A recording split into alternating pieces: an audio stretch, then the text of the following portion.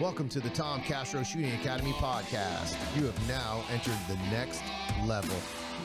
What's going on, guys? Welcome to the new Next Level podcast. I'm actually really excited because I'm bringing on some new guests. Well, a couple of old guests and a brand new guest from California. So we got the actually California. So he's one of the few guys that has escaped that mindset of guns are bad. So, all right. So I'm going to introduce everybody, or let them introduce themselves.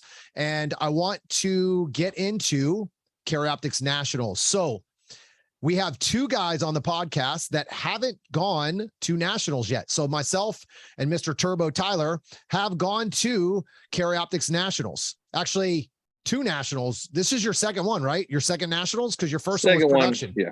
Yep. Okay. So I met Tyler for the first time at what, Area 6, or was it nationals? Area 6. Okay. So Area 6. And then we went to nationals and shot production. I tried to shoot production, no practice. And then we obviously became friends, and now Tyler shot Carry Optics. So I'm excited to kind of see what he feels now that this is his second nationals. Todd shot his first nationals this year, and Sean actually is Tyler's friend from California, and he shot his first national. So I wanted to bring in some guys that haven't shot this sport yet at a national level yet and kind of get their opinions on it. And then obviously myself and Tyler have, well, hell, I think I've shot like six or seven nationals now.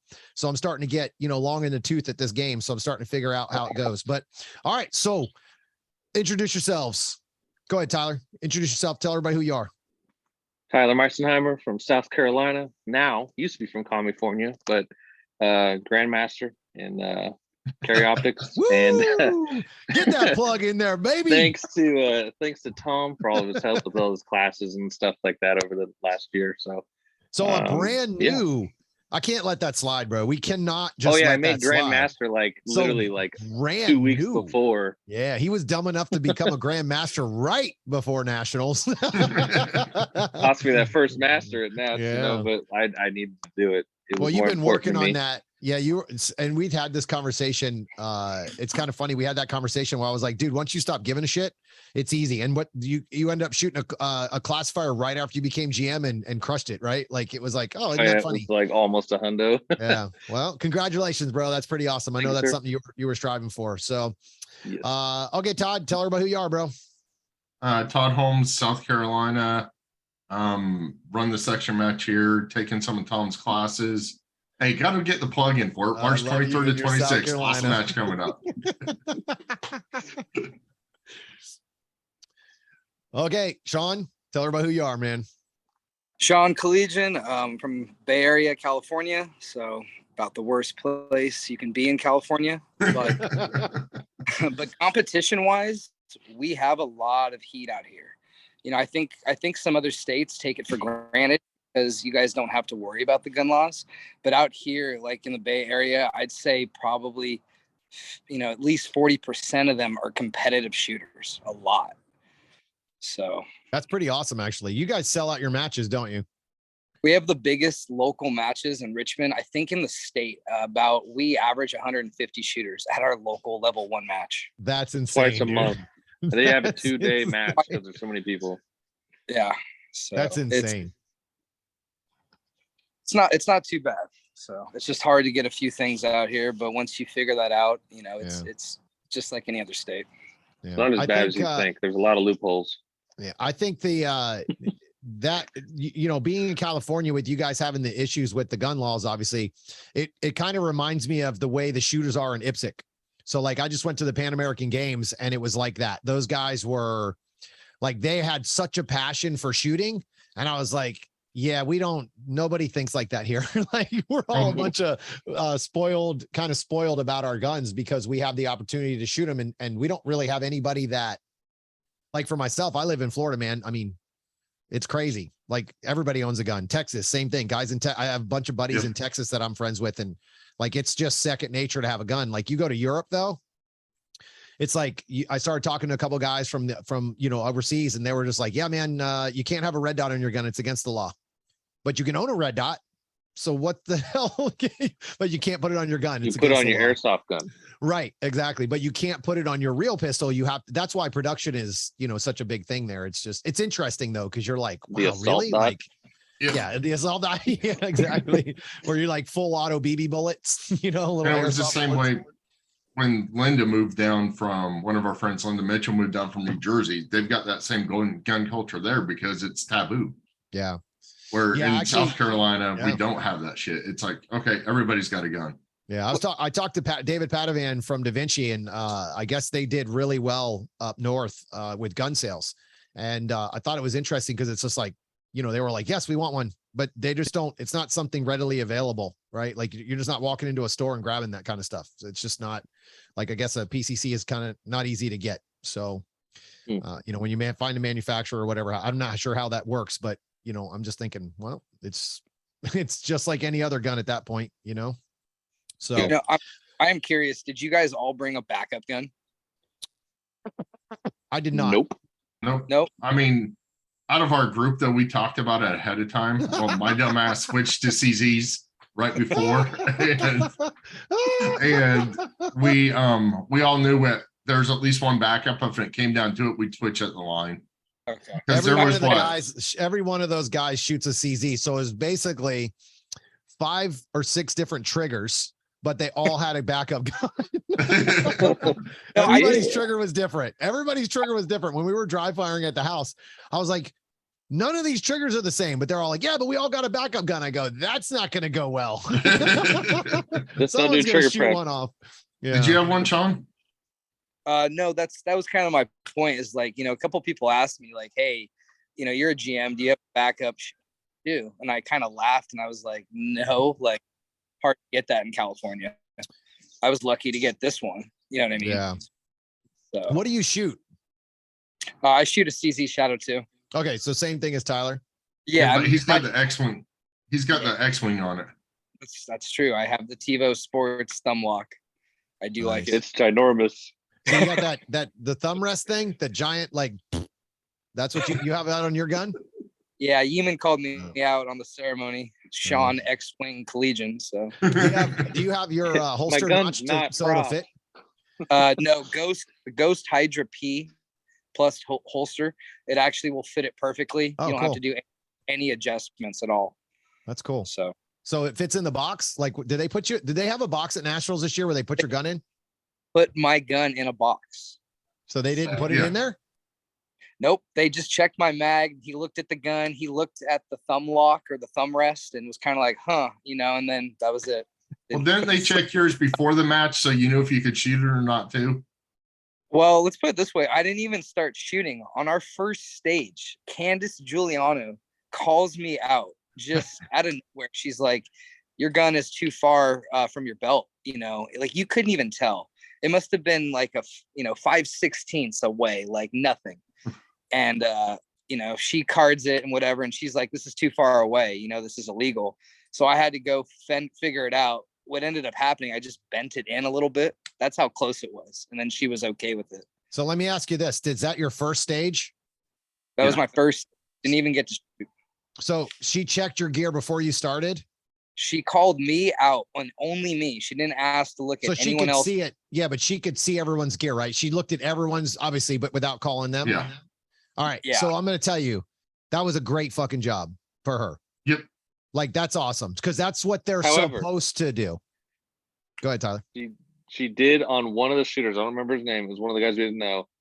Stopped him at the make ready. It already was making ready and then checked his stuff. Like, so that they could have did the Sean Collegian only before she did that before we even read the stage briefing, but I thought it was kind of rude to do it while he's making ready because now that threw his whole and that was the stage with the steel behind the steel, and so it's like that's not an easy stage. If any little thing could probably throw off your stage plan, and I would imagine thinking all your gear is wrong and you're going to get bumped to open is a pretty big deal. So I've seen this a lot lately. It happened at Area 6 this year. I'm trying to think. There was one more match that I saw this happened. I'm almost certain it was Area 8. I'm almost certain because I saw it at 2 major those are area matches, right? Yeah. There's something wrong that You should absolutely be following the rules. You should absolutely be checking their gear. That's not a problem at all, in my opinion. I think that's the right thing to do. That's why we have those rules. There is an issue that you should never be checking someone's gear while they're under make ready or on the course of fire before they shoot. That should have already been checked. So when they walk up, that needs to be looked at. If you're not going to look at it beforehand, then obviously it wasn't a big deal. You should not be inspecting someone's gear before they're getting ready to shoot. That's happened a lot. And I've seen, I think the two people I watched the conversation happen with bombed those stages because they weren't thinking about shooting anymore. They were thinking about, look at my gear and take your card out and measure it while I have a loaded gun in my holster. My index is off if I have to move something. Right. And it's not even that part that messed them up because they didn't even have a problem. Like they actually were legal. It was close, obviously, for them to look. But the issue is this was with a live gun in their holster. Like the gun, they were already made ready. And then they go, I need to look at that, and took the card and put it on their hip. That's you don't do that. Like if you've let them get to that point, then you've already let them get past it too far. The conversation with an RO and a shooter is very simple. Make ready. Are you ready? Stand by. Beep. Right.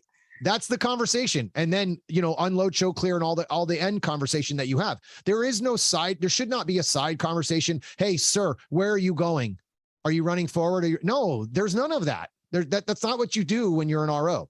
Most ROs are good, and sometimes if there's a stage where I'm going to run the RO over, I'll say, hey, listen, I'm running back, just so you know. And just to make them aware to like get out of my way so I don't run into them and they don't run into me, kind of thing. But that's my choice. That should never be brought up by the RO. So that's interesting that you guys saw that. That's a pretty big level match for that to happen during the shooting part, right? Like during a make ready process. So the way that happened to you, Sean, is the way it's supposed to happen, especially the first stage. There should be at no point, unless somebody cheats, that they should have their gear checked the second, third, fourth, fifth, sixth stage, or even the 19th stage, right? Does that make sense? I don't disagree. I guess what I'm saying is if she were to run around with a card and check everyone on our squad, I know for a fact there was a couple other guys that were cutting it close. You know what I mean? Right. Candace Giuliano does know who I am, so that's why I kind of felt like she and I will say this, I had the rules wrong. I thought it was from the inner belt to your gun. Apparently it's the inner belt to your grip. Right. So this is a really big tangent, obviously, just off of him, right. Sean getting his gun checked in the box. But it was funny too, because that same guy grabbed my gun and he was very deliberate about fingering my magwell, and he's like, no magwell, and I was like, no. All right, you didn't have to fucking go all in. He was really fingering the hell out of my gun, and I was like, at the chrono. I was like, bro, stop touching my gun like that. So did he spit on it, or was it straight up dry banging that magwell? He went right in, dude. This just became a non-family friendly. This just became a non-family friendly video already. We're like 5 minutes in. Oh, that's hilarious. Oh, that's so good. All right. So, well, that's cool, man. Again, that's dude, that's what these podcasts are about, man. Bringing up stuff that I never knew that happened to you guys. And we had talked the entire weekend. Yep. So that's crazy. All right. Let's start off with what is your favorite stage? Sean, go. I think it was the last stage, but the Cooper Tunnel one that was supposed to be a Cooper Tunnel. Right. I really like that stage probably because I'm short. I was able to run through there quick. Right. So, but I like the stage. I liked where you start off. You had all the steel to the right, a few more targets, then you went in, and then I just like the fact that you could take shots from the back or go up to the box. I thought it was, a great stage, a big stage. So. I agree. I think it was a great stage as well. Tyler?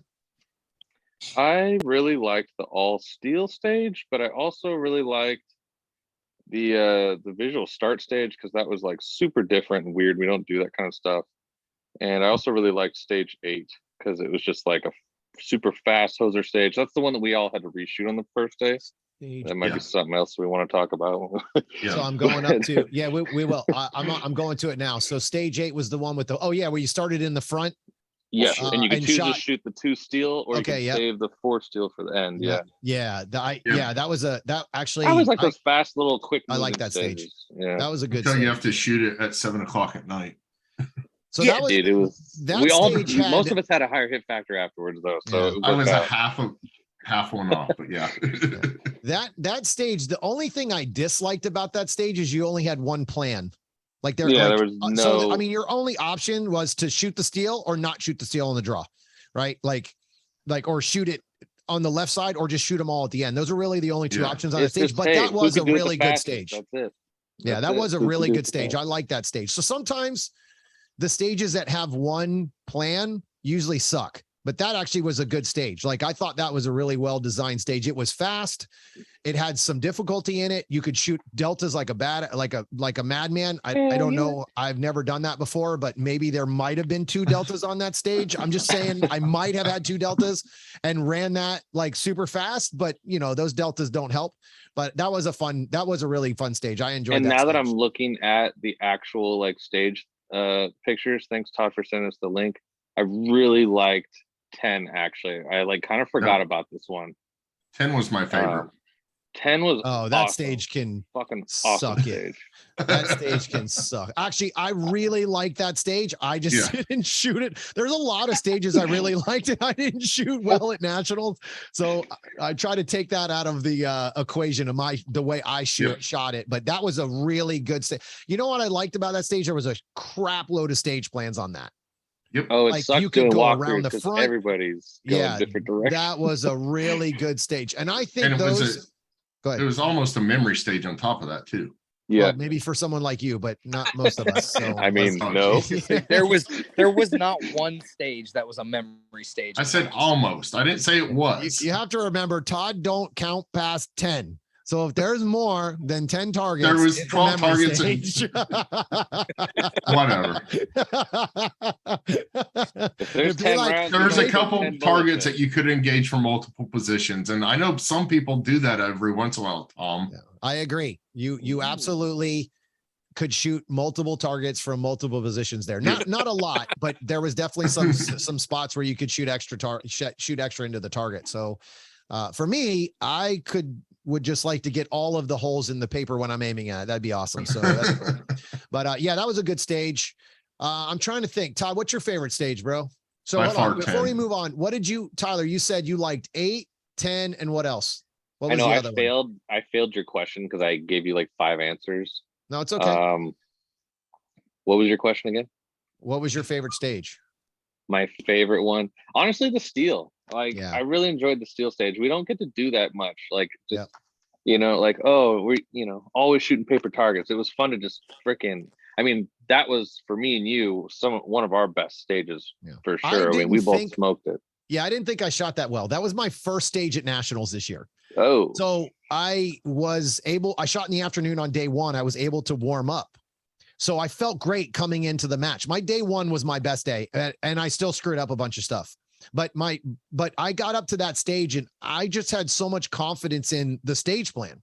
And I ran it a little bit different than everyone else. The way there was only really one area you could move and shoot on, and nobody wanted to move and shoot because it was all steel. And I'm like, F that, bro. I'm shooting this sumbitch on the move. So I shot basically 2 targets on the move. And they were big steel. So it wasn't like I was putting this huge risk in it. And I was able to move on those 2 pieces of steel. And I ended up I didn't know this at the time, but a couple of the guys were like, dude, that was crazy fast. And I'm going, that was terrible. I had 6 makeup shots. That's garbage. That ain't going to do anything. I freaking won that stage. That's what's crazy. Too, and I was like, holy shit. I won that stage, but I stayed aggressive, right? If I'm going to miss, I missed fast. Right. And I didn't dump a bunch of rounds on the same steel. It was mainly me missing my transition. I didn't shoot very visually at this match. And that was what was costing me, but I didn't know that until day 2 and 3 that I was really going to suck like I did. So I was like, all right, cool. And then it held up the whole match. I was really surprised. I think Mason Lane almost got me. It was close. It was one of my top 5 stages too. Yeah. Like it was close. I was right on your heels on that But one. I was excited surprised that I had an all alpha stage at nationals. That was pretty cool. Like that was like, hell yeah. What? There were some people that did not have all alphas though. Bro, we had a couple guys on our squad that were good shooters and they struggled on day 1 and they left up like 2 or 3 steel. They shot them.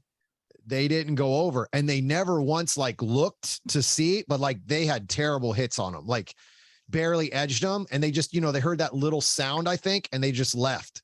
And that cost them a lot. Cause once you leave a position on that stage, you couldn't see it. So you didn't even know if they went down.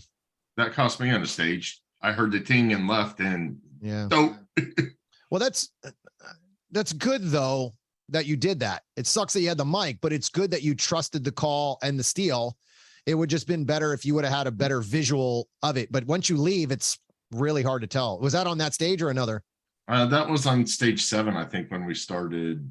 Was it stage? Oh, is that the one? That's the one with the okay, that's the one with the port, the low port, or the high port, the steel hidden behind the metal. No, it wasn't that one. Sorry. Give me a that's second. the dropout.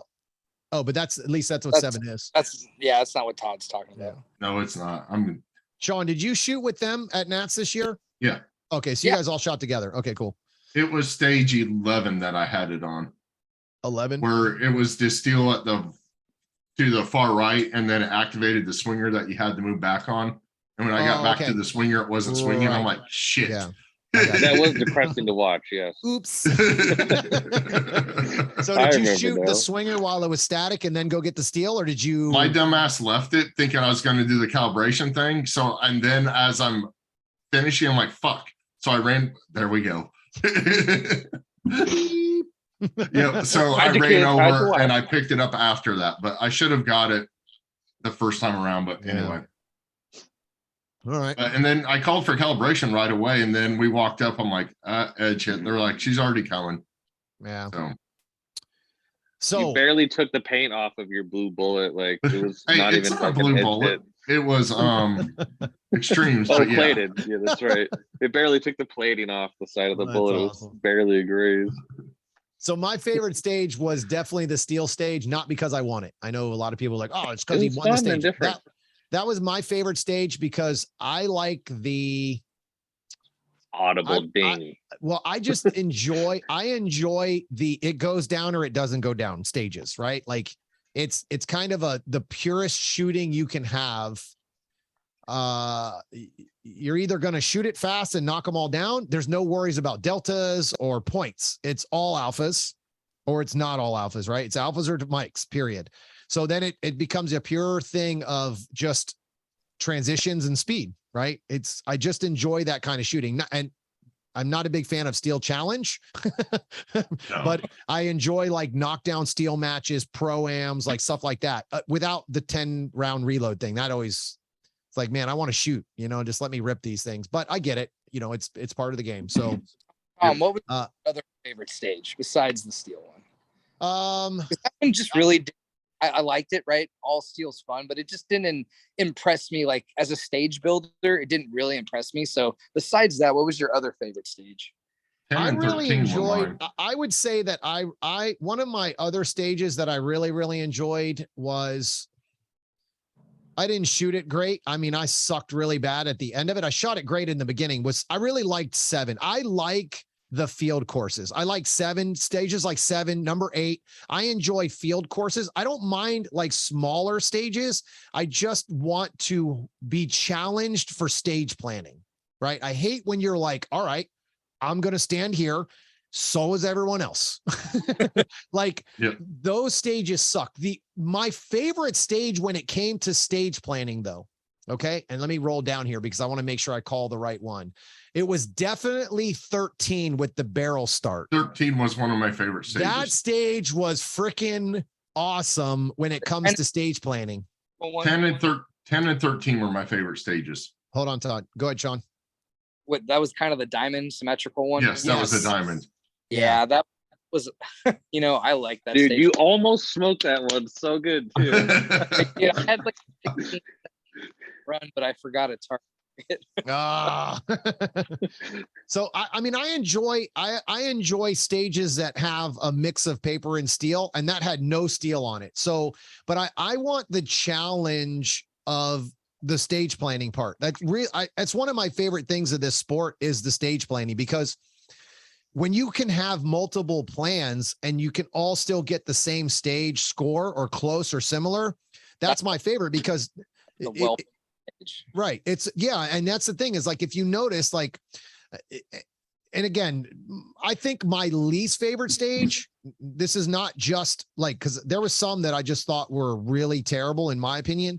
The worst stage of the match for me was between number 1 and 17. So the reason I hated 17 is because everyone ran it the same direction. You had no choice. You started on the target in the back, and then you ran forward down a straight line. Whether you shot the target to the right or whatever, however you did it, you always ended up basically the same way.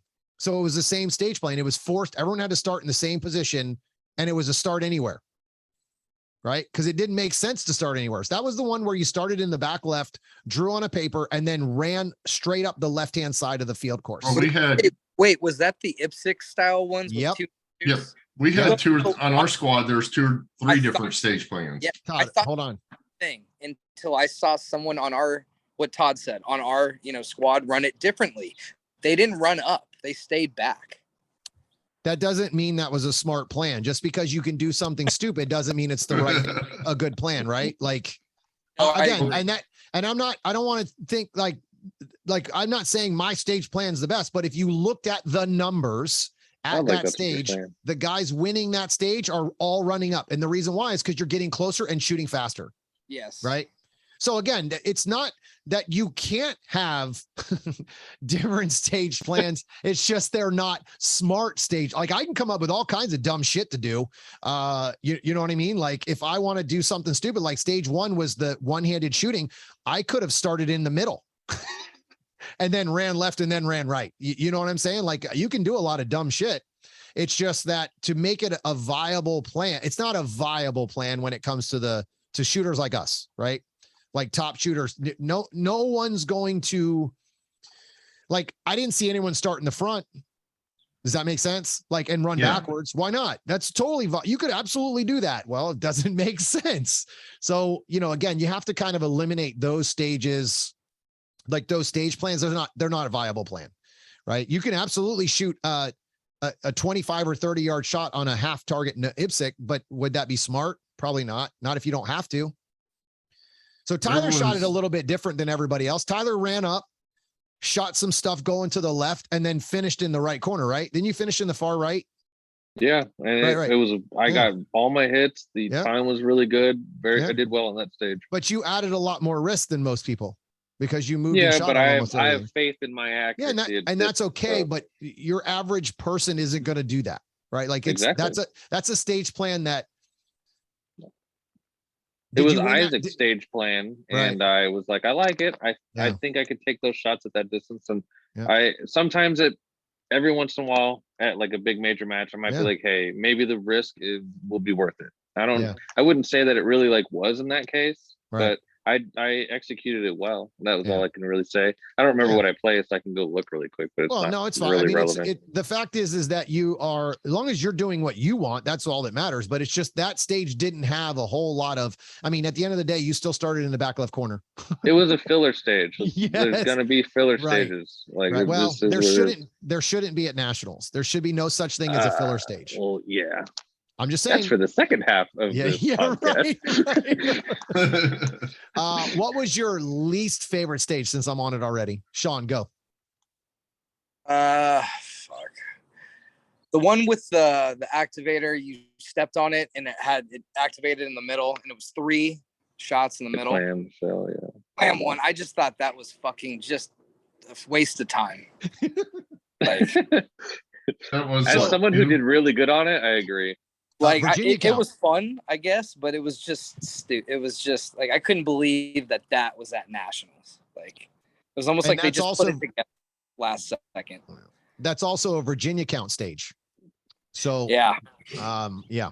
Uh-oh. Strike one. Yeah, there's one. That's one of them. Shots fired. The Virginia account. Todd, what was your least favorite? 15 to 4-4 reload 4-4. Hey, Virginia count. Yep. Virginia count. Tyler, please tell me your least favorite stage was like another Virginia count. Let's keep this rolling. It's 9, which is the fixed time one, which is apparently, I didn't know this because, I don't shoot fixed time stages all the fucking time. Oh, so, wait. So your least favorite stage is a Virginia is a part-time. Fixed time means part-time means another Virginia part-time. So Wait, I felt Virginia count?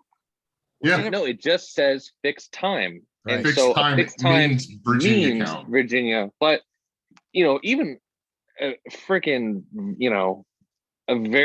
I shoot every freaking weekend. We never shoot part-time stages, and I felt like the ROs could have mentioned it because when I made a makeup shot. Yeah, That was stage 9. I did a makeup shot and they gave me a penalty, and I earned that penalty very well. But when I asked, I was like, dude, what? I was like, what do you mean extra this and that? And they're like, well, it's fixed time. And I was like, so? And they're like, fixed time always means Virginia count. And I was like, well, shit. I was like, you guys didn't mention that. And they're like, you should know. And I was like, fuck you. Like a little courtesy, and been like, hey, just so you guys know, I say that shit all the time at my locals. If there's a Virginia count classifier, it's like, hey guys, for the new people, or if you don't know, no makeup shots. Like, takes 1 second to be courteous. So I wouldn't fuck that up. I got the same exact answer from them. Thanks to you, I knew the rule now. I didn't know the rule. Again, you're going to learn a lot by just paying attention to your buddies and listening to, there's a lot of stories that come out at nationals. I was the first shooter. That's why. Right. You learn a lot at nationals though, or any of these matches, really, if you listen to people talk about stages, and they'll kind of tell you a little bit about like, hey man, I got a penalty because of this or that. And you're like, shit, I didn't even know that was a rule. Yeah. You look a little surprised. Right. So I said something to those guys afterwards, and I said, because I kind of played squad mom on that one, because I was kind of like, hey guys, like, hey RO, like, isn't that mean this is a Virginia count stage? And there was some really good shooters on my squad that were like, really? And I go, yeah, I didn't know either. So don't get screwed. Like, like, cause it could happen on that stage easily. So I thought that was, and the ROs gave me the same answer. Again, they weren't being jerks. They, I actually really enjoyed talking to those guys. They were all really nice. I just asked, I said, don't you think it's kind of like shitty to not to say something? And they're like, well, you're supposed to know the rules. And I'm going, so if I asked, I bet they didn't know before they were working that stage. Well, or maybe before they shot it. Right. And then I asked, so I got the answer I needed, but they didn't volunteer it. So I said, don't you think that should be on the like stage briefing? That's kind of like almost intentionally screwing over shooters. And they were like, no. I said, I kind of think that's that's kind of a shit move, man. I think that's kind of shitty to do to people, but it's not their job to teach us the rules. I do understand that. I don't have a problem with what they did. It's just kind of like, it makes me wonder, like, at what point. Maybe they shoot fixed time all the time at their locals. Well, like, I don't fucking know. I just think it's kind of one of those things. It's part of the sport that you learn as you go, I guess. Todd's getting some cat booty in his face on that one. But I think you kind of learn as you go a lot of times. Unfortunately, it happened to you at nationals. Right. That's on the stage briefing for that stage. Doesn't it say part-time? No. I just looked again too. It says fixed time. Make sure I wasn't retarded. Yeah. Yeah. And it was funny when Yeeman explained it to Tyler too. Yeeman's like, fixed time is always part-time. And we're like, oh. Again, that's part of this sport. I don't disagree with that. You do have me the win, bro. Yeah, but I don't disagree with that part. You do need to learn the rules, right? I mean, you're not going to know them all, but like now you know, right? It just sucks. Like I said, it happened at.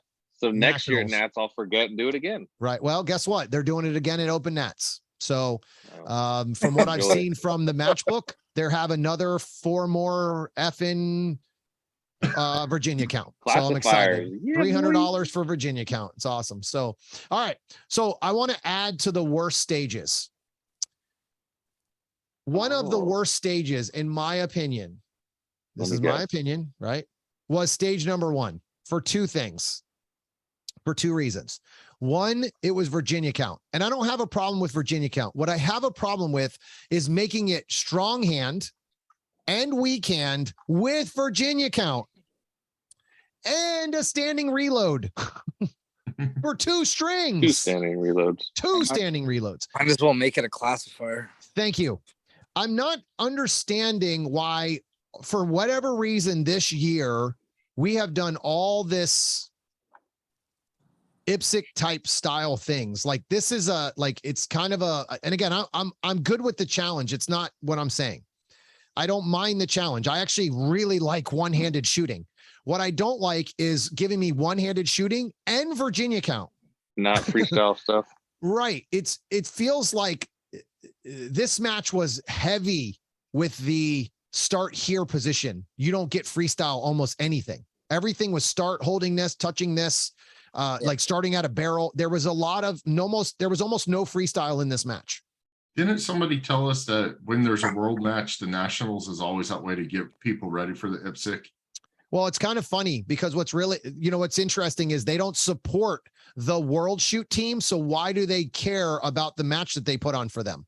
Yeah, I was just saying that they don't get them ready for there. They don't help pay for the match. They don't help send them with hotel rooms. They don't pay for their flights. So why all of a sudden do you care now to give them stages to get them ready for the world shoot? I was just saying that was a conversation we had with people there that was one of the reasons we got. Well, if that's their argument, stop it. Yes. I want to shoot a USPSA match, not a fucking IPSC match. I don't mind the IPSC match. It was just, we had 4 stages with 24 round guns. That's one of my issues. You're limiting me. You're making me shoot basically production style matches, a match. That's kind of and again, I don't hate Virginia count, but it's 2022 and you have a high cap match and you're giving me low cap stages.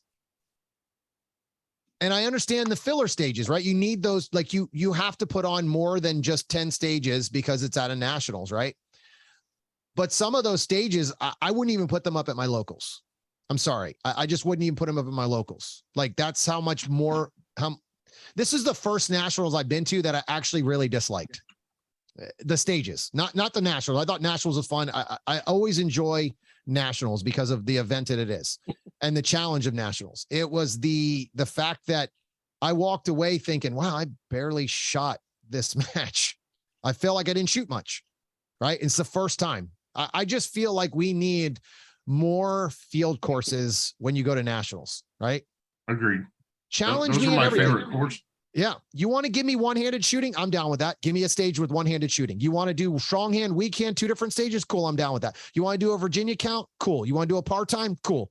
But to add 4 stages of the same style, that's just, I don't know. It just kind of got under my skin. And trust me, I'm not the only one that was irritated by all the Virginia count, right? Sean's going shopping in his Zoom meeting. He's at Dairy Queen or something. He just walked He's in. got to get his smoke on, bro. He just walked into the gun store. I want 2 everything.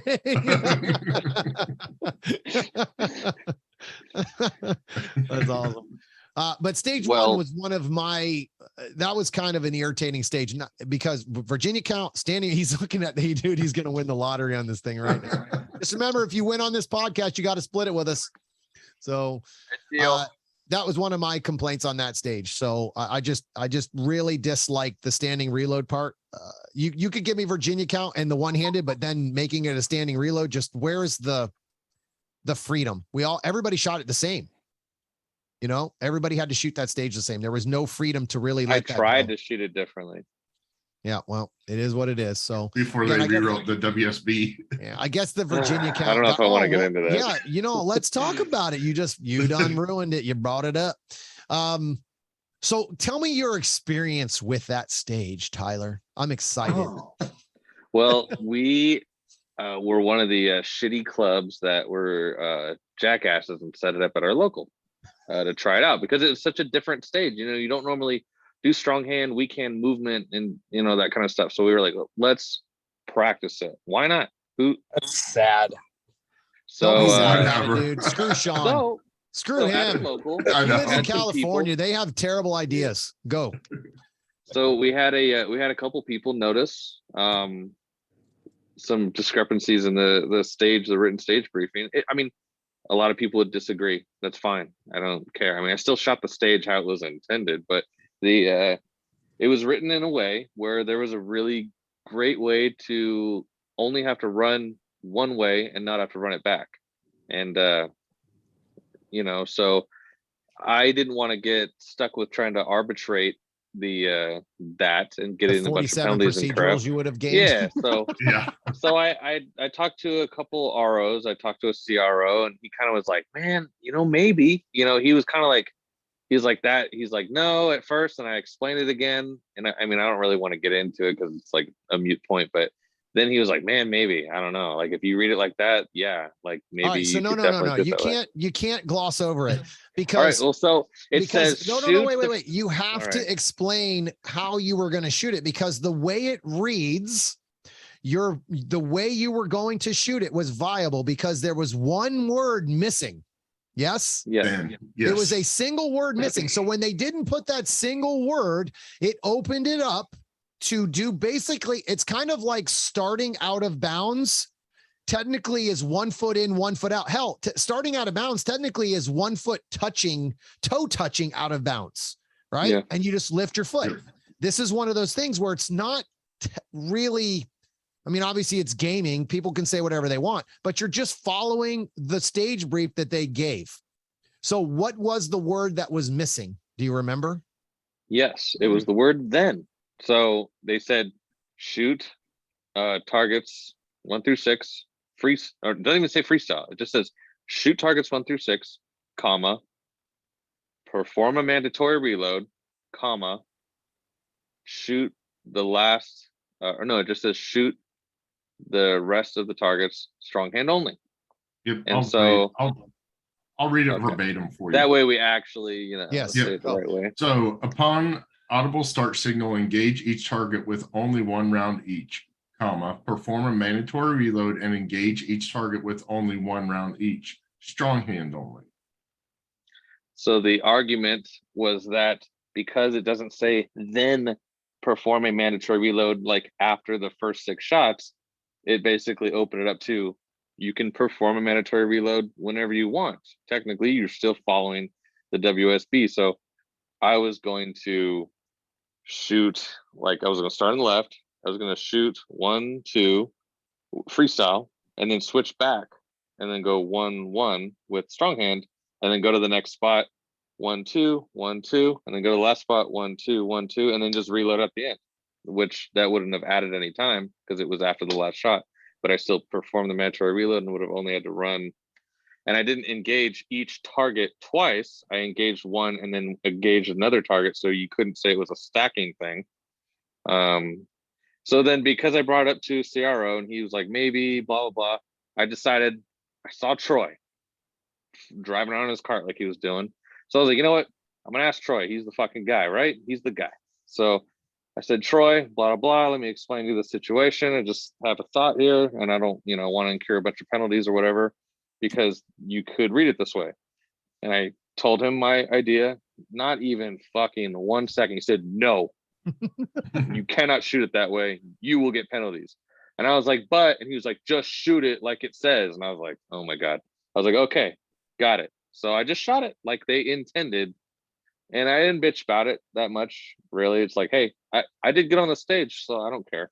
But it's they also changed the WSB after staff. Yes. So the next morning, all the WSBs had comma, then perform mandatory reload after all the RO had shot it already. So I thought that was funny. But none of the ROs gamed it, so it was okay to add that word into it. Do you know that? Yeah.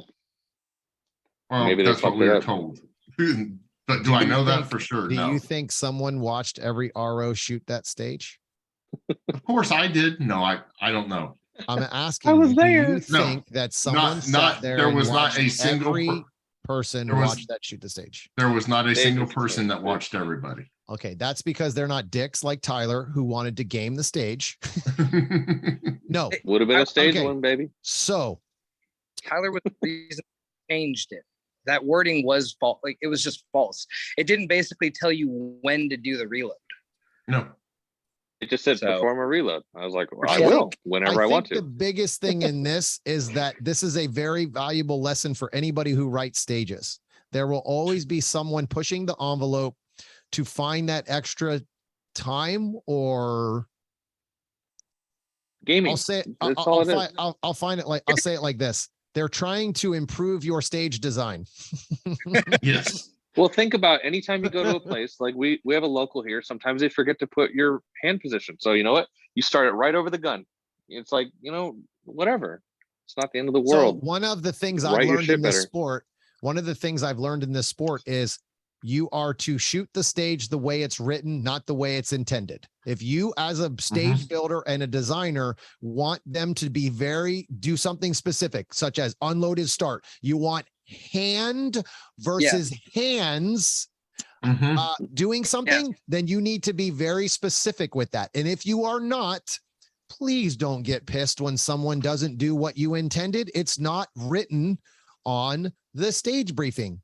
We shooters are taught that the stage briefing is the stage briefing for a reason. It's the rules that we are to follow. If you are not specific, people are going to, I don't like the word gaming, because to me, if you tell me to stand out of bounds, I'm 100% standing out of bounds because you asked me to. But if the rule is that technically out of bounds, my foot is touching one in, one out, I'm out of bounds then. So you have to know that that's the rule. And if you don't like that, be more specific. I mean, they've had this conversation since I've been in the sport for at least 3 years since I've been paying attention. I've been in the sport for 4 years. 3 years I've known to 1 foot in, 1 foot out is technically out of bounds. Well, every single one of us wants an advantage. So why not give it to ourselves? Why 100%. hold ourselves back from having an advantage if you can have one? An It's not my advantage fault. without Other people cheating. didn't think about that. But here's the thing, what people don't like. They don't like that you have that advantage because the way you think. They think you're cheating. And I'm like, no, it's because he's thinking. He's not just walking up to the stage and go, well, I guess I'm going to do what they told me to. It's because you're looking for that advantage. You're trying to find that little extra time and squeeze that out. And the funny part is it's not even like you'd be the only one thinking of it. You're just the only one that asked. Right. And it wasn't even Tyler and I, the Belton squad, match that did it was a totally different squad that caught that. And they brought me over there. They're like, can we shoot it this way because of this? And I thought about it, looked at the rules. I'm like, yeah. I was like, this stage briefing's whack. Yeah. And again, it's just be specific. This isn't even a shitting on those guys. It's just, you have to be specific, and they know that. It's just that I don't think anybody thought that way. I don't think there was a lot of people that thought of it that deep, right? They just read it and said, okay, cool. I'm shooting everything one-handed and I have to reload, but then again, to avoid a standing reload. Right. Just to avoid a standing reload. Right. Like I said, to improve the stage design. Sean wants to get a word in. I could see it. Go, Sean.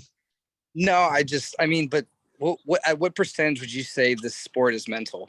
85%, 90 easy. 90. So you're telling me that it's weird to think a little bit in the sport. I think it's a little weird. I mean, people should be more, that's part of the stage, right? When you're reading it, the stage description, you're going to see how you're going to do it. And then from there you have a stage plan. And that stage plan consists of, the stage description a little bit, right? If it says shoot them as you see them, or it's unloaded, like specifically me, unloaded starts when I stage build, I will say no propping the gun, because people love to prop the gun. And I've got that giant extra. If that's not in there, I'm propping it. Right. So, I just think, as a stage builder, you need to be, on point. You need to be very descriptive about, what it is that you can and cannot do. Yeah, and that's from the DNRI. They tell you to be as descriptive as possible in the WS. I game it though. I feel like any sport, anything, I'm looking for a slight little advantage, whether it's me thinking on my toes or a better stage plan. I mean, so I don't know. I do kind of consider it gaming. I know you hate that word, Tom, but I just think because gaming has turned into it's a negative term, as like trying to call us cheaters for trying to use our brains to find that advantage. Right. I mean, how many times before, I can't tell you how many times I've seen people hook a wall with their foot and save a position and shoot shit. And I'm like, and that's fine. Terrible. No, but I mean, I'm like, that's garbage. And then I'm like, I have to do that now. It's like, I have no choice, or I'm losing 2 seconds to somebody. Does that make sense? Like on the visual start stage, you could lean against that wall in that one shooting position in the far left. And there were people doing that. Oh, to shoot the back left targets? Yes. Yes. Yeah. Because it was touching that's one of the things we asked when we were walking stages. Yeah. These are touching. Is that inbounds? They're like, yes. I'm like, okay. Yeah. But there's a lot of people didn't ask that too. Right. Yeah. Yeah. Interesting. I didn't even see that because I don't cheat like you guys, you sons of bitches. So no, but I mean listen, those are the little things that if you can find, it's the game. This is a game, right? You should be looking for those. And as a shooter that builds stages and matches, the first thing I do after I build a stage is I try to break it. Yep. I try to find what asshole Tom Castro is coming behind me to do what I would do. Right. And I try to solve that breaking problem. I cover things a little bit extra if I have to. I don't allow, I make sure that the stage briefing is, a good example this weekend, I built a stage touching a wall and I didn't say standing out of bounds. Right. But the way I designed it, it was intended for you to be out of bounds. Well, with a rifle, you could put your buttstock on your belt. And that's why I was like, oh, that'll solve it. It'll keep them closer to the wall. Hell no. They were still damn near standing in bounds, but they had to run. So to me, when I forgot to write that, I was like, it's not that big of a deal, but it didn't force them as far forward as I wanted. Right. So some of them gained more of an advantage because they had a rifle, which again, wasn't a big deal. Rifle shoots versus rifle. So it's not a big deal. But at the end of the day, it was like, oh, damn it. I should have been a little bit more specific. Yeah, shooting PCC is worse than being a gamer anyway. Well, watch it. I'm going to shoot that shit this year. I'm excited. So, but yeah, I practiced today with that. At our local, I was walking the stages before the match, and somebody didn't realize the MD's on the stage with them. They're like, "Oh, the WSB doesn't say I can't do this." And I'm walking around with my pen in my hand, walk over to the WSB, wrote it down, and walked off. So let me ask you a question: was this after somebody else shot it, or was this before? No, this was before the match started. Ooh, good thing, because I know people change things after the match starts. I'm just checking. All right. So we talked about the worst stage. We all know what those are. Anything that was a Virginia count was my worst stage, in my opinion. I didn't hate them all, but I just thought that was kind of crazy. Let's the one Virginia count one I did like was the 4 activators, the 4 steel and 4 activators, because that made that one a challenge. That was Virginia count.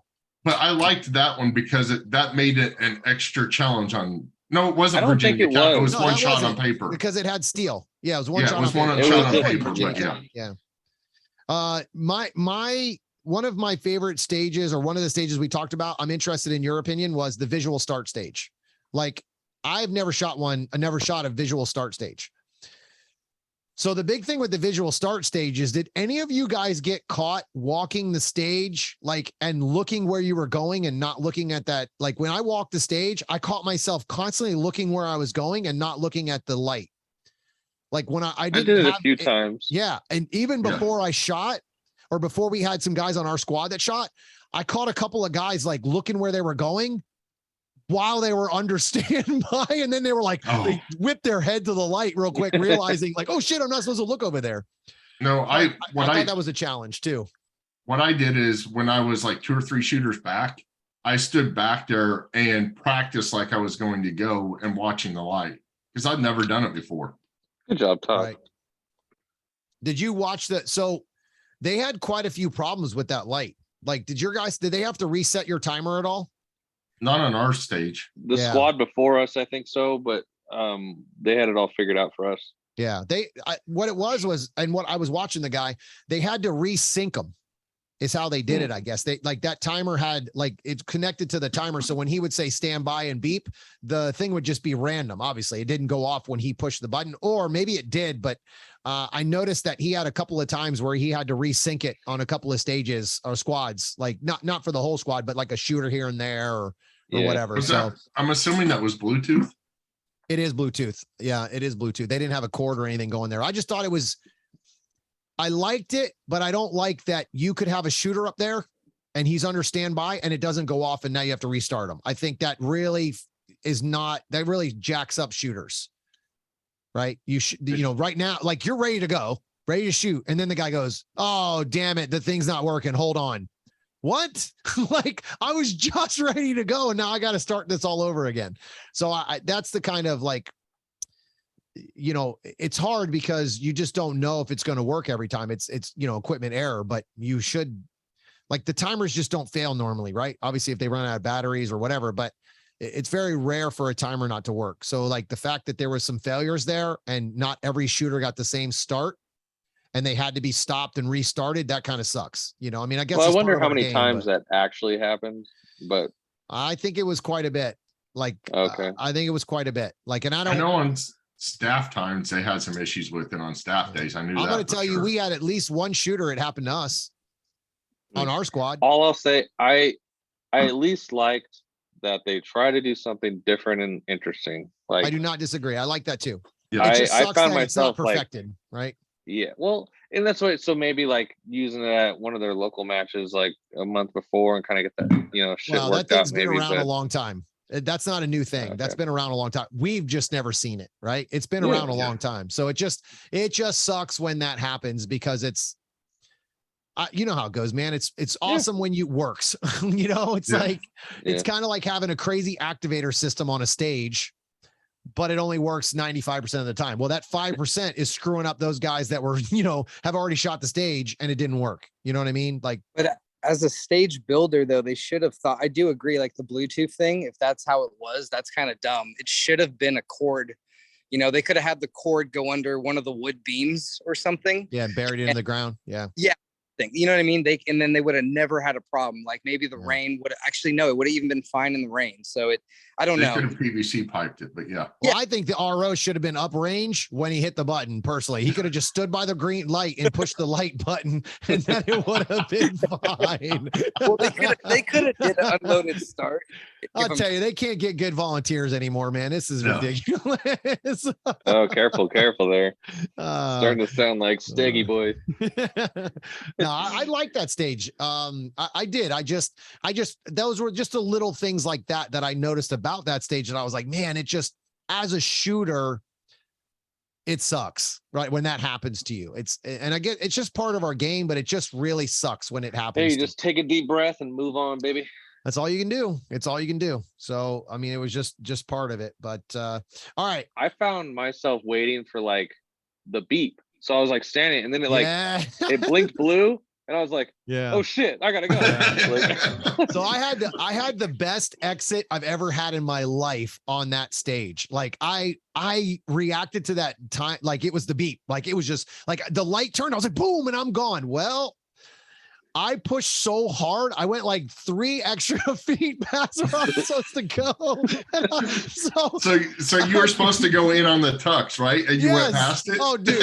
I was like doing like one of these, like a reverse lean in JJ's class. I'm like, what the hell am I doing? So I shot 4 shots into that fucking target and I only hit 2 of them. And I'm like, black, oh, stop. And then from that point on, I just started slinging rounds at the steel.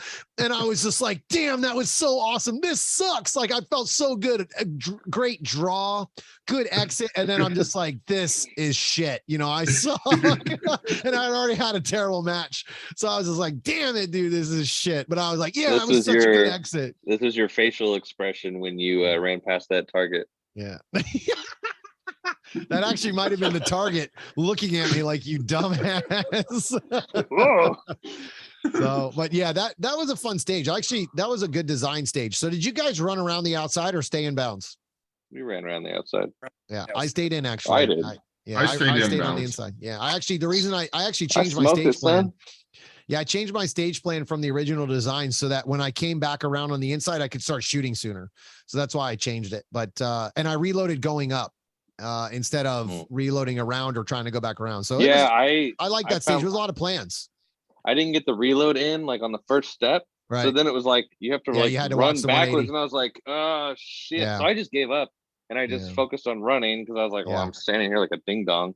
But I got the reload in really fast, right as I turned around. Yeah. Yeah. I did really good on that stage. I saw a lot of different stage plans on that.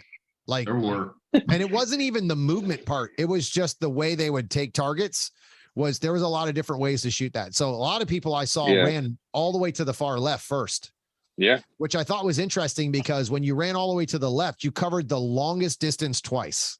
I saw that people too. ran to even the some of the left pros first? did that. I think even Justine did it. Like, yeah, dude. A lot of the best shooters went left first. That did not. Yeah. So you and Sean went up to the right and then you ran across, right? Yeah, we did Tom's original plan, fucking guy, and then he because changed it. On that one was stage 14. You were 6th on that stage, and Sean was 8th on that stage. Fast as fuck, boy. So that plan worked. So Sean, did you hear Sean? Holy shit, that worked. Right? You took a moment out of your he's like, wait, did that actually work? No, I liked the plan. Like but the thing was when you ran around the right and ran around, like I did the reload at that time and then I had turned around.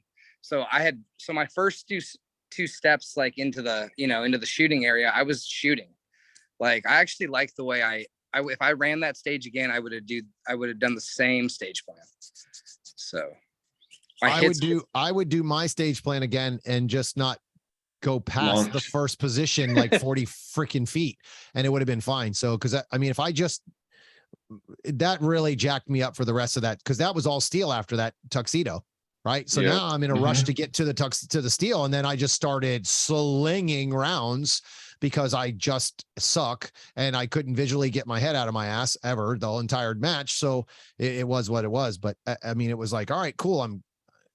You did great, but you can't do just the exit or the entry. That's just like, you got a whole lot of left over here to still work on. So it didn't work out. But so that stage right there kind of brings me into the next subject that I wanted to get into. And I'm not going to go really deep into this because we're going to do a second podcast at another day on some rule stuff. And so I want to talk a little about competitive equity on 3 stages, or actually 2 stages. So this stage right here would be added to that. Actually, originally I was not going to talk about this stage, but now since we talked about the light not working for some, that's an advantage for somebody who didn't get interrupted, right? Because of a malfunction of a range malfunction, right? Does that make sense? So you kind of have an advantage there, but I don't think that's really a competitive advantage. A little advantage, just a little. Right. It's just more of a distraction for a shooter. One shooter got a distraction and one didn't, right? Yeah. Go ahead, Sean. You fail a lot. You're making it sound like that stage had a lot of failure. From what I've seen while I was kind of watching, there was quite a few resets on that thing. I had one personally happen on our squad, right? So if it happened on my squad once and we were on there the last day, I doubt we were the only ones that it happened on. And I do think, if I remember correctly, again, this isn't a negative thing. I just bringing up something that was talked about. There was a squad, and I might have been the super squad, that actually had to wait for them to reset that timer. Like they had issues with shooters, multiple shooters, to where they had to turn it off, turn it back on to reset it because it lost sync. I know on staff day, but that's different because it was 15 different people running. Pro day, like, dude, pros, like, as well, in the super squad. Things like that happen to the super squad, doesn't that kind of make the equity, No, because the people that are listen, unless every single person is a professional, it's happening to them, right? So a good example is, like, let's just say it happens to JJ, but it doesn't happen to Max Michelle, right? But what happens if, let's just say it happens to JJ, but it doesn't happen to Max Michelle? That's a competitive advantage to Max Michelle. What happens when you shoot 124 power factor? Well, whatever. Don't go there. So don't go there. Hey, Match ammo, it's Match sponsored ammo, so it's good to go. Gonna get me some of that, baby. So, but even Match sponsored ammo, they still chrono it all, right? Yeah, everything's chrono. No, that's how they chronoed it. That's how it's allowed to be within 10 feet per second. I believe 10 feet per second, less than 125. I just find it interesting. That's the only person that went sub-minor on that ammo, though. Well, there's probably more. It's just, he's just the name, right? Then so yeah, he's just the name. So, and again, he's not making the ammo. So that's kind of I understand why they do it. It just sucks for everyone else that has to pass that. I mean, but if well, you're it would have shooting, sucked pretty bad for him if it wasn't match Yeah. ammo. I would have probably felt bad actually. but if if he got if kicked you're out. shooting match ammo, you're covered. Like that's a good thing that they do. But I feel like all manufacturers should have to cover that. Like they should have to get you over 125. There should be no leeway. It should just be a little bit hotter ammo, right? Like, so in other words, instead of it being a 126.9, it should be at 132 for every gun, like, or so that you have that leeway no matter what gun you shoot, right? I mean, or even a 135, that power factor should be a little bit higher so that it covers all versions of guns, not just chronoed out of one gun. Does that make sense? Because since we're on the subject, Yeah. how many shooters do you think did not make chrono? 7. 3. 20. 3. 3 shooters didn't make it, and I don't know. And Max's was the only one that was certified. Right. It's interesting though, that's very interesting how just that, though there was now, I mean, obviously there's who knows about the other 2, right? Like whether they were match ammo or not certified, so. right? But so you don't know, but that's interesting. Well, That's a lot of shooters to pass chrono, bro. That's pretty It says, impressive. well, it says on here certified match ammo next to Max's. The other Right. guys it doesn't. So I'm assuming they did not have the. Well, they had to add that in there real quick. I guarantee you, he They're would like practice much score. We need an prefer- edit. Yeah, I bet you his next ammo is 160. He doesn't want to hear this shit ever again. No. No, listen, it doesn't. And honestly, where his chrono wasn't terrible. If he No, would you have could like round it up. 120 or a 115, I would have been like, dude, this is ridiculous. Hey, Yeah, what, I big mean, question. his was. What ammo did he use? I don't know. We're not going Sig. to talk about it. No, shut up. Okay, it was 124.5, so it wasn't off. That's that what I mean. round It it was up. close. Good enough. It was close. So it is what it is. So What do you Hey, think the listen. hottest was? Oh, definitely not. 70. no way. No, dude. not- Dude, so that gun is no longer in the competition. I need to change guns, and the poor Yeah. chrono guy just had his arm blown off. Jesus, 170. I know, 150, I'm gonna say 156. 151. Ah, damn. Sean, wasn't Yeah, yours like man. 140 something? No, mine was like 139, I think. You can That's look it up. damn- That's damn close. Jesus. Yeah, but we didn't, They I almost didn't gave you know. major scoring. I don't know if it was the humidity or what, but yeah, mine jumped because in Cali it clocked at 129. Yeah. So Yeah. And yeah, I weather have to changes figure it for sure. The Yeah, weather will pressure in definitely the change it. airplane. Yeah. Right. Well, Yeah. Tom's Extra was at pressure in those one- bullets. Tom got 140. I was 140. Yeah, Yeah. So you want to know why? sure. He's- So No. I've been chronoing my ammo at 147 grains. I'm not 147 grain bullet.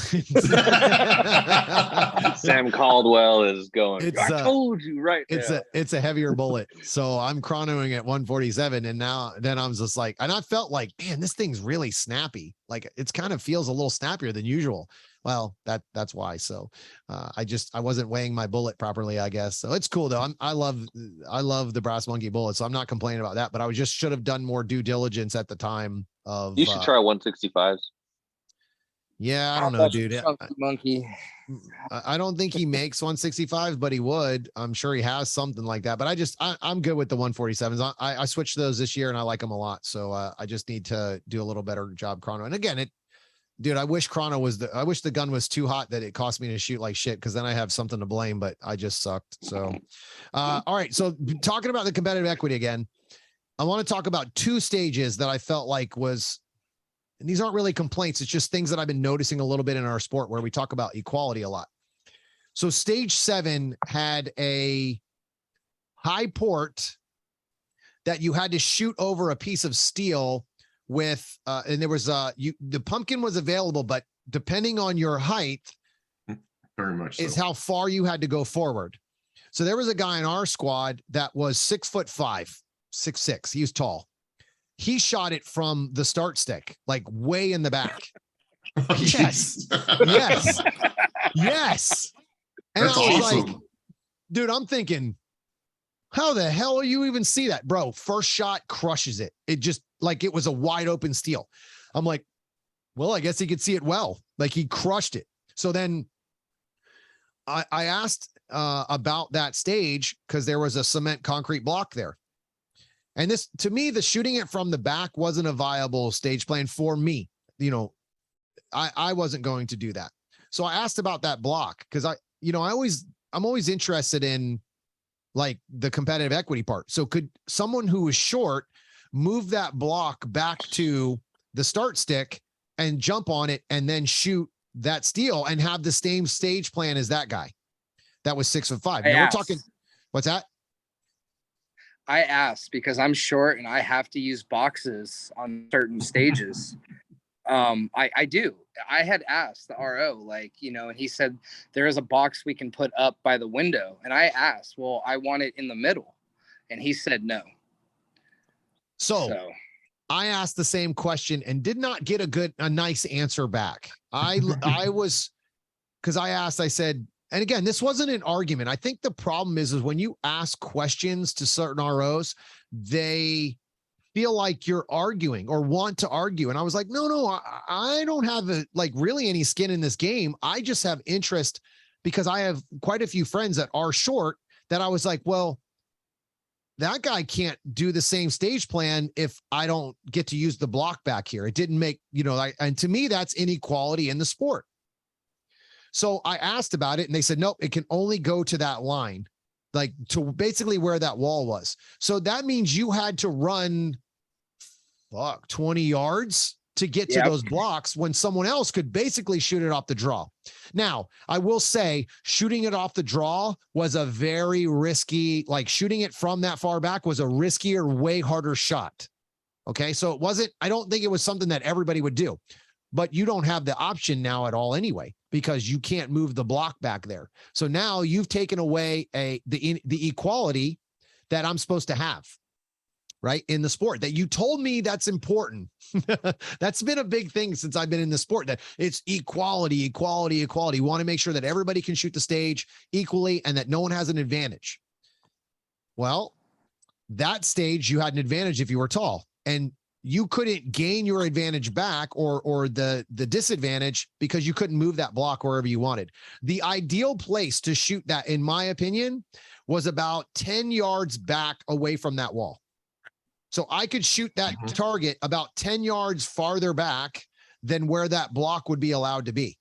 So now that wasn't that far away from where I shot it, or from where the wall was. 10 yards is nothing in our sport, at least. You couldn't move the blocks past 8 feet because they only allowed you to move it 8 feet away. So I asked, don't you feel like that's, I don't think that's fair in my opinion, because now I don't have the advantage, or I have a huge advantage as a tall person. They wouldn't allow you to move the block. So I thought that was one of the inequality things that I saw. And this isn't a bang on nationals in general. This is just in the sport in general, right? I'm just interested in how that's not considered an inequality. The other stage that I felt like there was a huge inequality in was stage number 19, the one with the Cooper tunnel, the Cooper tunnel, the non-Cooper tunnel, the one that was supposed to be a Cooper tunnel, but ended up being just hard beams. I'll start this conversation off, or this part of this off, saying that I really enjoyed that stage. I sucked, but I really enjoyed that stage. I liked the challenge of that stage because of exactly what Sean said earlier. You could run up or you could stay back and still get the same results. It was a decision, though, that you had to make, which what made it fun, right? Like made it, okay, I'm going to run up and shoot the swingers and the activator stuff, or I'm going to stay back here and shoot 1-1-1 and kind of chase the targets a little bit more, but I'm not running up. I'm just standing here shooting, or kneeling at that point and shooting. So that stage, the inequality was how low those ports were.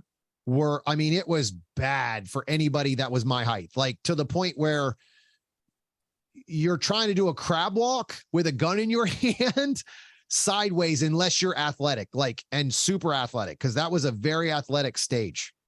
Yep. We had a guy in our squad actually crawling and fell in there crawling. Yeah. No, Todd, I was going to say, do you remember the guy on our stage? The ROs were like almost a little hostile to him. The really, really big dude with the brakes. Yeah, that's who I was talking about. Yeah.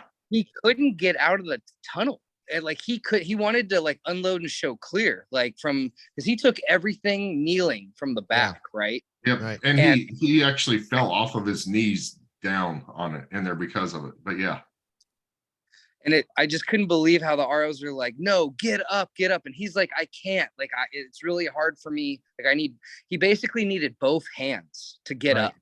Right. So I found it interesting that RO couldn't like unload and show him clear safely from the knees, because that's not a rule. Well, so and he technically could have grounded his own gun and got up too, and they couldn't have done anything. So say that again. He could have grounded his gun, right, and left it on the ground and got up, and they couldn't have done anything. As long as it's back in the safe, like holstered type of position, like safety on if there is one, or not. Well, I guess there's no safety in carry optics, but as long as it's in the hammer's down. If you shoot in a Shadow 2, the hammer would have to be down. Whatever the holstered position is, that was what it would have to be before he set it down. But the problem with that is you could also say that you lost control of the gun there, because technically you're not controlling the gun. That's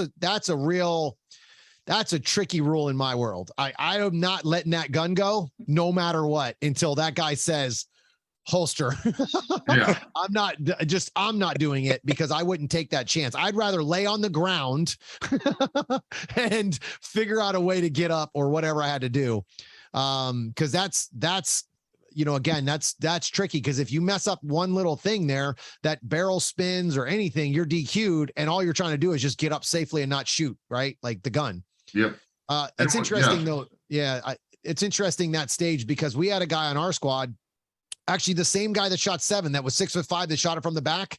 He shot that down on his knees and shot it through the port. He could barely get up when he was done. Like his knees were jacked, right? Mm-hmm. Like jacked. It's not that I felt like the stage was overly difficult at all. I thought it was a great stage. I just felt like there's a pretty big inequality when you make those ports that low, like, or the Cooper tunnel beams that low. If those beams were higher, you could have left the port that same height, but you would have given the bigger people a relief to get up and move a little bit more.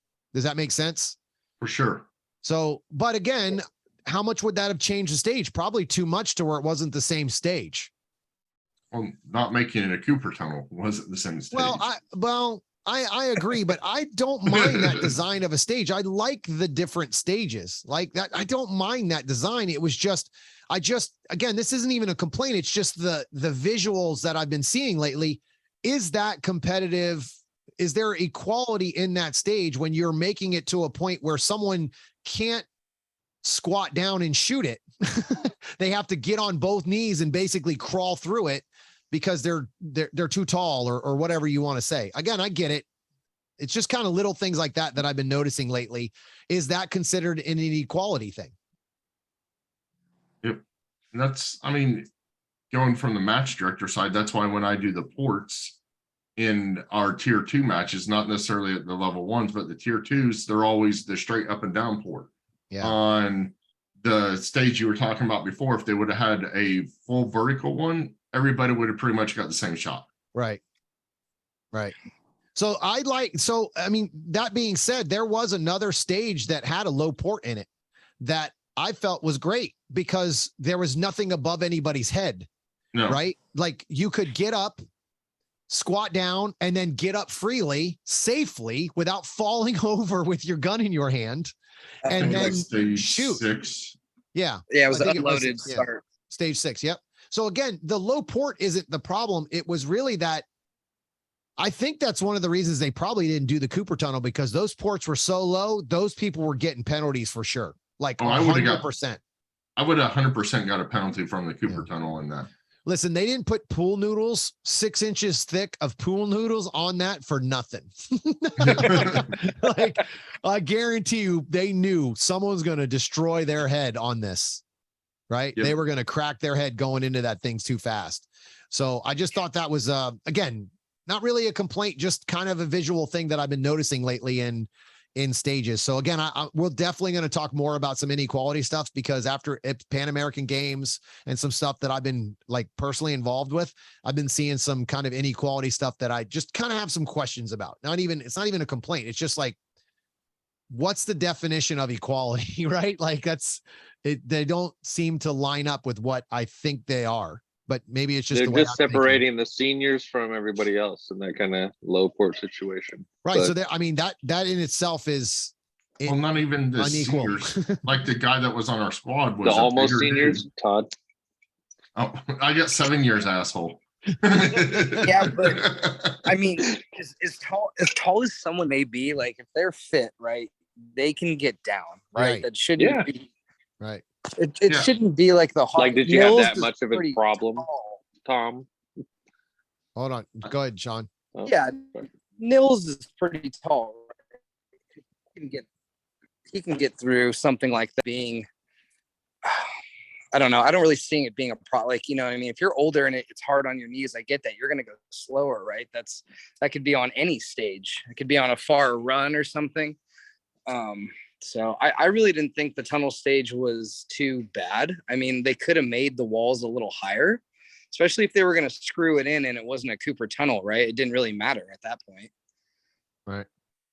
So I just think Fuck you old think people. that because you're short and you Yeah. can't stand the fact that everybody puts tall ports in. You're like, all right, assholes, finally you get a little piece of what I got to deal with. so, but It's it not goes fair. either First of all, way. wait. It's not fair that you don't even have to squat down to run under it. That's bullshit. Like that's garbage. So at one of our local matches, right, we had a Cooper tunnel and it was pretty high. And I remember the stage builder, he literally goes, we've got tall people here. I want to make this, you know, and it was an actual Cooper tunnel. And it was funny because I still got shit for it because they were like, oh, you don't even have to squat. Now you can just run straight through it. You turned it into a moving and shooting position. And everyone else is laying on the ground on their belly, crawling underneath. Right. So it's like either way, as a short person, I can't win, right? So it's Well, you How get tall screwed. are you, I Sean? mean, look at 7. You got screwed on 7 being short, right? Like I don't want to say screwed, but it was a disadvantage to be short on that stage, right? So again, I get it. It equals out in many ways. It's just kind of one of those things. Like at what point is it not equaling out, or is there an inequality issue, right? And it's not even an age thing. I feel like no matter how old you are, you should be able to shoot the stages the same. You're just not going to be as fast. But the fact that you have one guy who now can't run up if he wanted to because he can't get up. Does that make sense? yeah. That's where I kind of see the inequality. It's not that they can't shoot what I shoot or squat down. And it's not about like that. It's not even whether they're good or bad or even I did well. It's not that. It's about the fact that now I've taken away a stage plan from them. They can't even do what I can do because they can't get up out of there and run to the front. That's what I meant. That's what I was talking about in that aspect. I guess that I should have clarified that earlier, but that's what I mean. Like, because now you ran up, didn't you? Or did you stay back? I ran up. Okay, so you have a totally different stage plan available to you that no one else does. Like that couldn't get up out of that thing. I will say, Todd, or everyone that shot with me on my squad, if you remember that guy that couldn't get up, that big guy, he ended up having all alphas. You can check. He had all alphas on that stage. Nice. That's impressive. That's like, impressive. I thought it was, and he shot it from the knees and the back. So it Yeah. just kind of showed me like some people can shoot at that ability though, from far away. He just doesn't have the physical ability to get up. Right. Yeah. Right. Yeah. Well, again, dude, that's what's so awesome about this sport. It's everybody can do this. It doesn't matter. I mean, listen, we have people in our local area that are 68 years old and crushing this thing. They're not, winning high overalls, but I hope to God, if I'm 68 years old, I'm still running around trying to do this shit. Like this sport is great because of that. It just sucks that you have people who can't shoot that stage the same as I can. It might not be the same level, but that's everything in this sport, right? You have B-class guys that can't shoot what I do.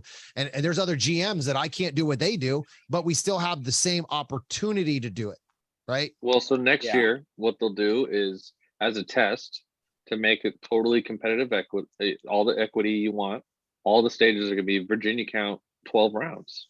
Guess who's not going to nationals next year? Ohio was bad enough. Do that. I guess that is a good way to get to never have me do a podcast again about nationals is just put matches on like that and I'll never go back again. I'm out. I'm not paying $300 for that. Well, the thing is, by the time the match book comes out, you already paid.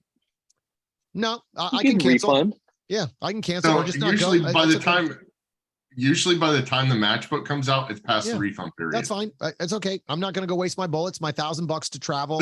I won't have to worry about not having any food when I get to the award ceremony. So it'll be good. It'll be all set. No problem. Tom can't shoot standing still. Yeah, I suck.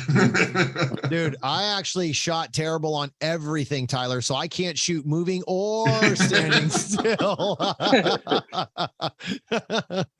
Oh, shit. Okay. So let's get into the after the match stuff. So a couple of different things. Food was great. A couple of different things happened at the match afterwards that I wanted to talk about.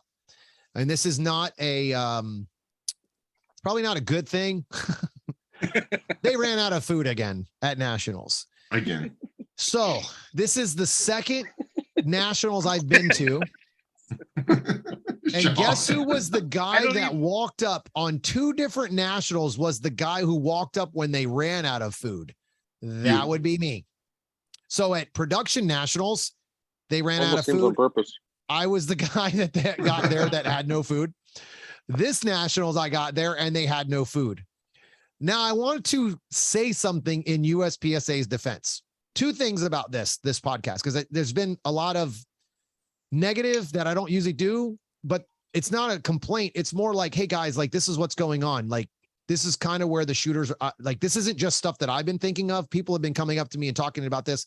We talked about a lot of this stuff at the match with the Virginia count, and it just sucked, right? It was the first time I've been to Nationals that I was just like, man, this one sucks. Like it's not, the stages are not good this year. Some were great, but there was a lot of just mediocre stuff. So when I walked up to get food, they ran out of the barbecue or whatever it was. I'm going to tell you right now, and the complaint was from the staff, their staff, the people that did the food, was that shooters came up and ate double the amount of food. Not saying that they didn't. I wasn't there, so I can't say that they did or didn't. But I will tell you, it was a little disappointing to watch the staff that was working the event walking away with full plates of food that were supposed to be for the competitors. So I personally saw like 5 or 6 people that were working the staff, like people that were working that food were eating the food that we were supposed to eat. So that could be part of why they ran out of food, not just for the competitors. The other thing is you have to know that JJ Racaza is coming to Nationals. You need an entire plate of barbecue, rice, whatever you're giving just for him. So the fact that they didn't have enough food twice, I don't understand why we don't do a survey. Well, I feel like there's an easy solution to this. So when you sign up for the match, you pick your freaking, shirt size and all that stuff. There should be a checkbox. Do you plan on coming to the award ceremony? Yes. Do you plan on bringing extra people? If so, how many? And then they can get kind of a head count and an idea of how much food they should probably get, as opposed to just guessing how many people are going to show up. Well, they knew that's not the problem, though. It's people before that could be part of the problem, but people like were going back people for seconds. They were going back for seconds before we even got there. Todd, you should be allowed to go get more food at the match. You just shot all day long. And unfortunately, unfortunately, where this match is held, there isn't a damn drop of food around it. So you can't just run to Subway, McDonald's, Longhorn. There isn't shit around it to eat. You went to a KFC though. So the main source of food is that party. Yep. That being said, the only other way to do it is for them to give wristbands or hand a ticket in. And if you don't have a ticket, you don't get to eat twice. But you're going to be hungry. You paid $300 for the event. By placement. Right. So here's another thing, because this happens a lot. These things are not easy to run. This match is very difficult to put on. So everybody shits on these people that are running this match. They do a really good job. USPSA is not broken. There's some things that absolutely could be better. And I'm going to say it frustrates me when I hear everybody what's that? All right, go ahead. I don't know you. Yeah. Right so it frustrates me when everybody just shits on these guys constantly about how they're doing a bad job. National sucks. Sucks. The main thing for me is just listen to us, like listen to the things that we as shooters want to see as improvements. The food thing, that's kind of inexcusable. Like we've done this twice now to shooters. That should be fixed. They did it twice last year. I think they only did it once last year because I went they had to go get McDonald's. They ran out and went and got McDonald's at one of them. What Nationals was this? Because that's not true. It's not the one I've ever gone to. That maybe it's a single stack one. It was the one after production. The one that was right after production last year. Maybe a single stack match, but I wasn't there for that. So I can't speak to that. I haven't heard that one before. So, okay. But my thing is these matches aren't easy to run. All right. We have every profession in this world, almost in this sport. There is members of this sport that do everything. I do construction.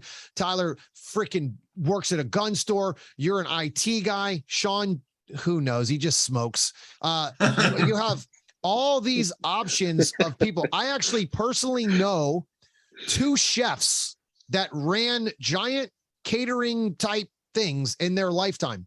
Why aren't those people being consulted? They didn't ask for money. They said, if they ask me, I'll help them. There's a system to it. What are we doing? Right? We have all these members that do these things that all you have to do is reach out.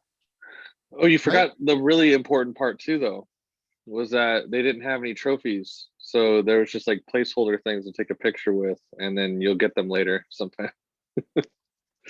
They've done that before. I know, but it's still like, oh, like, okay. So I'm not going to lie, man. Since COVID happened, the trophy ceremonies have gone to shit. Like they don't have them anymore. Local match, the local level 2s, like stuff around here, we usually get a trophy because Manny Bragg is the trophy guy. He basically makes all the trophies for USPSA. He lives here in Florida. So you tend to get your stuff here in Florida. Ooh. We've changed a lot since COVID, and I don't know why we're not going back. Like we're no longer doing like a family. I'll call this a family because, man, some of my best friends in this world have come from this sport that I talk to that barely shoot anymore, right? They barely shoot anymore because of the cost of everything. But I talk to some of those guys almost every day, and we don't get that anymore. Like you don't have this where we all get together and do the award ceremonies anymore. And I don't understand what happened. I get it. COVID changed a lot of things, but it's gone. What are we waiting on? Let's get back to this is why we don't have a lot of volunteers. It's become an individual sport, right? What I will say as a positive after all that is the prize table is fucking banging, dude. I agree. So much shit at the prize table. I was surprised. I agree. How much crap and how many guns they had at the table. I agree. Listen, this is what I was talking about earlier. They do a really good job with like 98% of the stuff.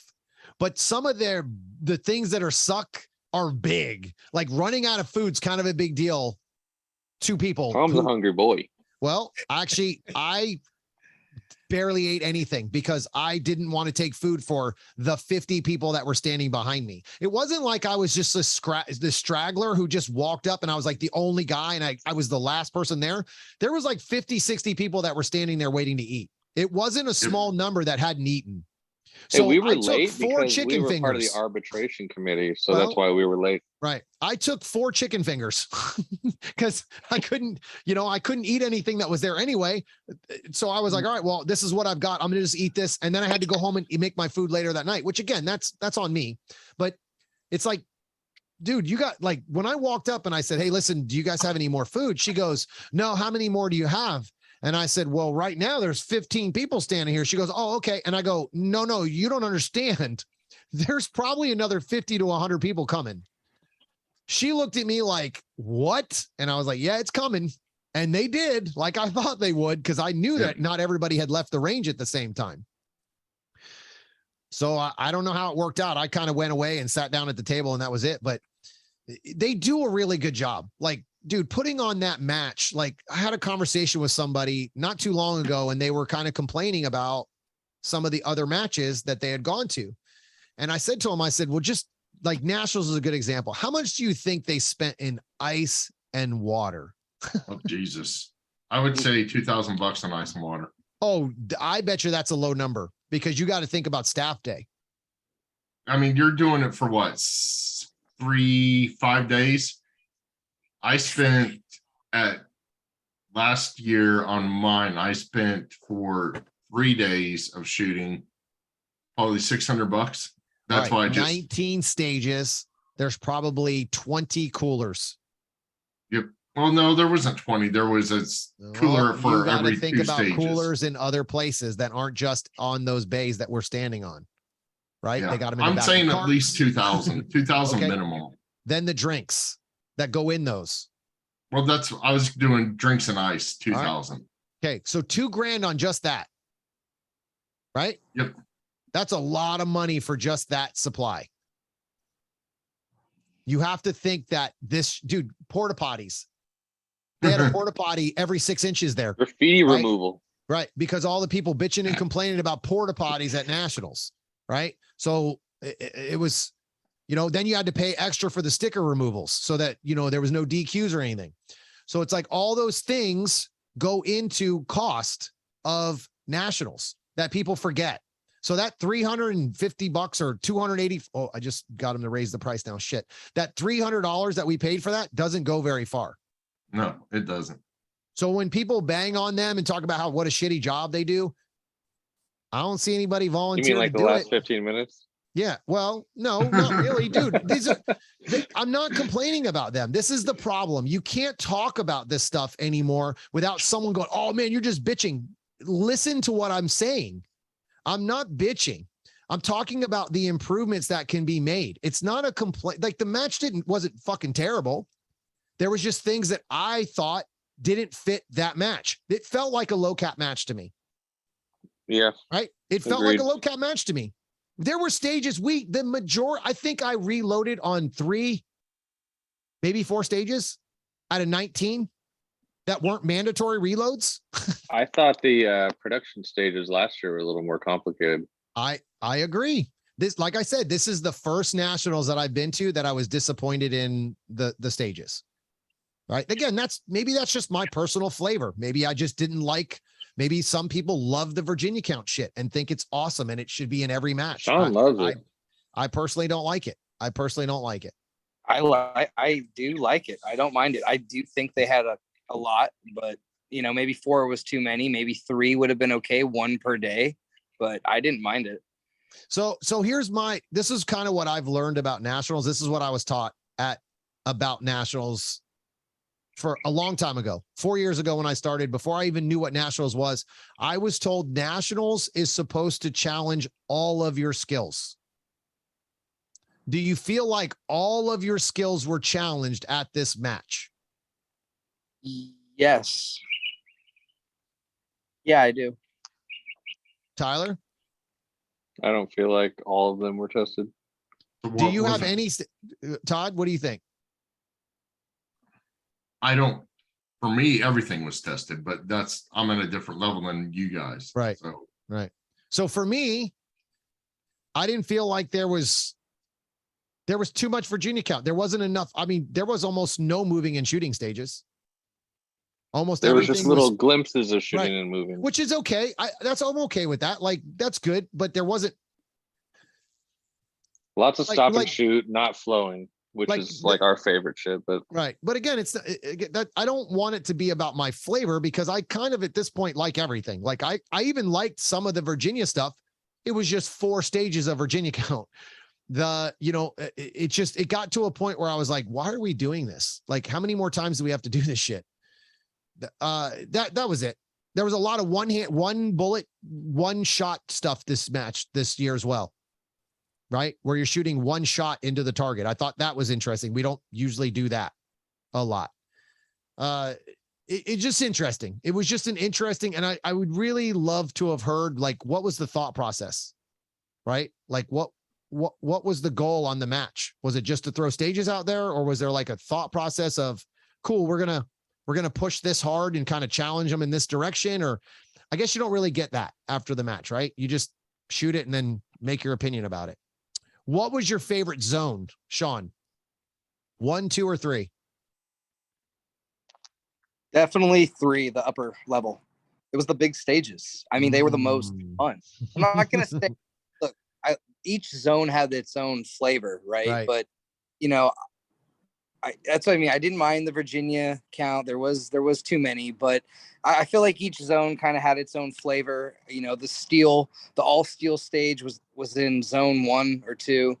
Like, you know, they had some big field courses out there, but yeah, definitely, you know, the upper level, that was the most fun. Yeah. And you think the most. Todd, what'd you think?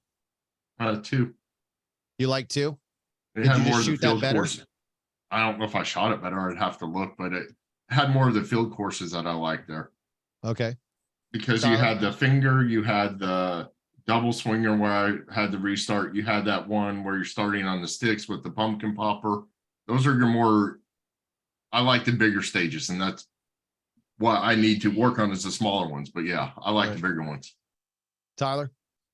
I liked C the best, and I felt like the match would have probably been even better if they just left out all the stages from A.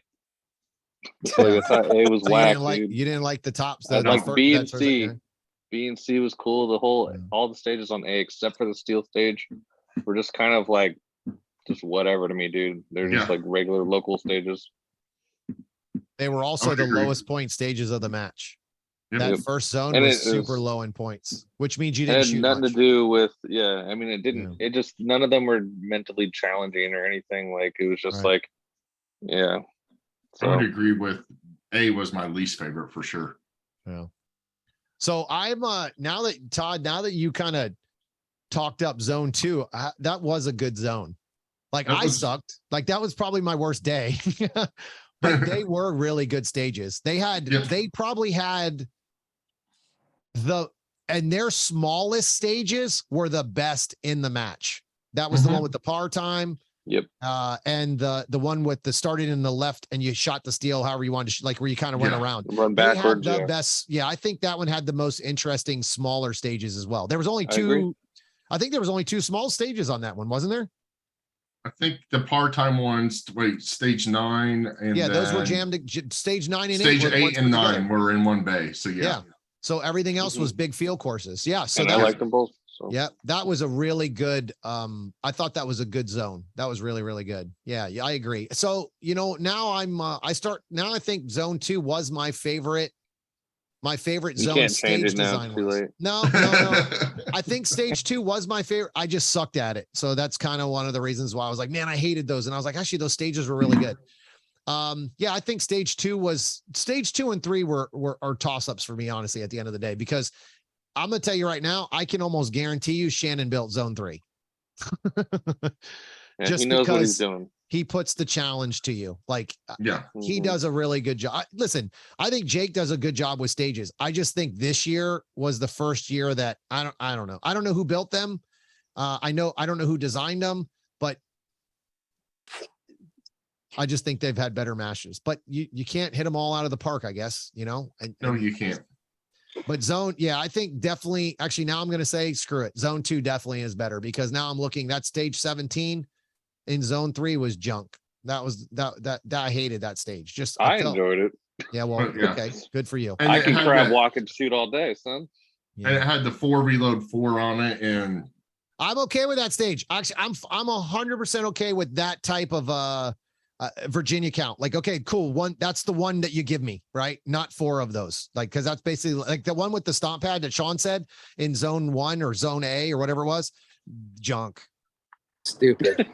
Junk. It's like they just threw it in. They just threw it in there. Totally. Actually, I like that better than I liked the 4-4 reload 4-4. I like that one better at it.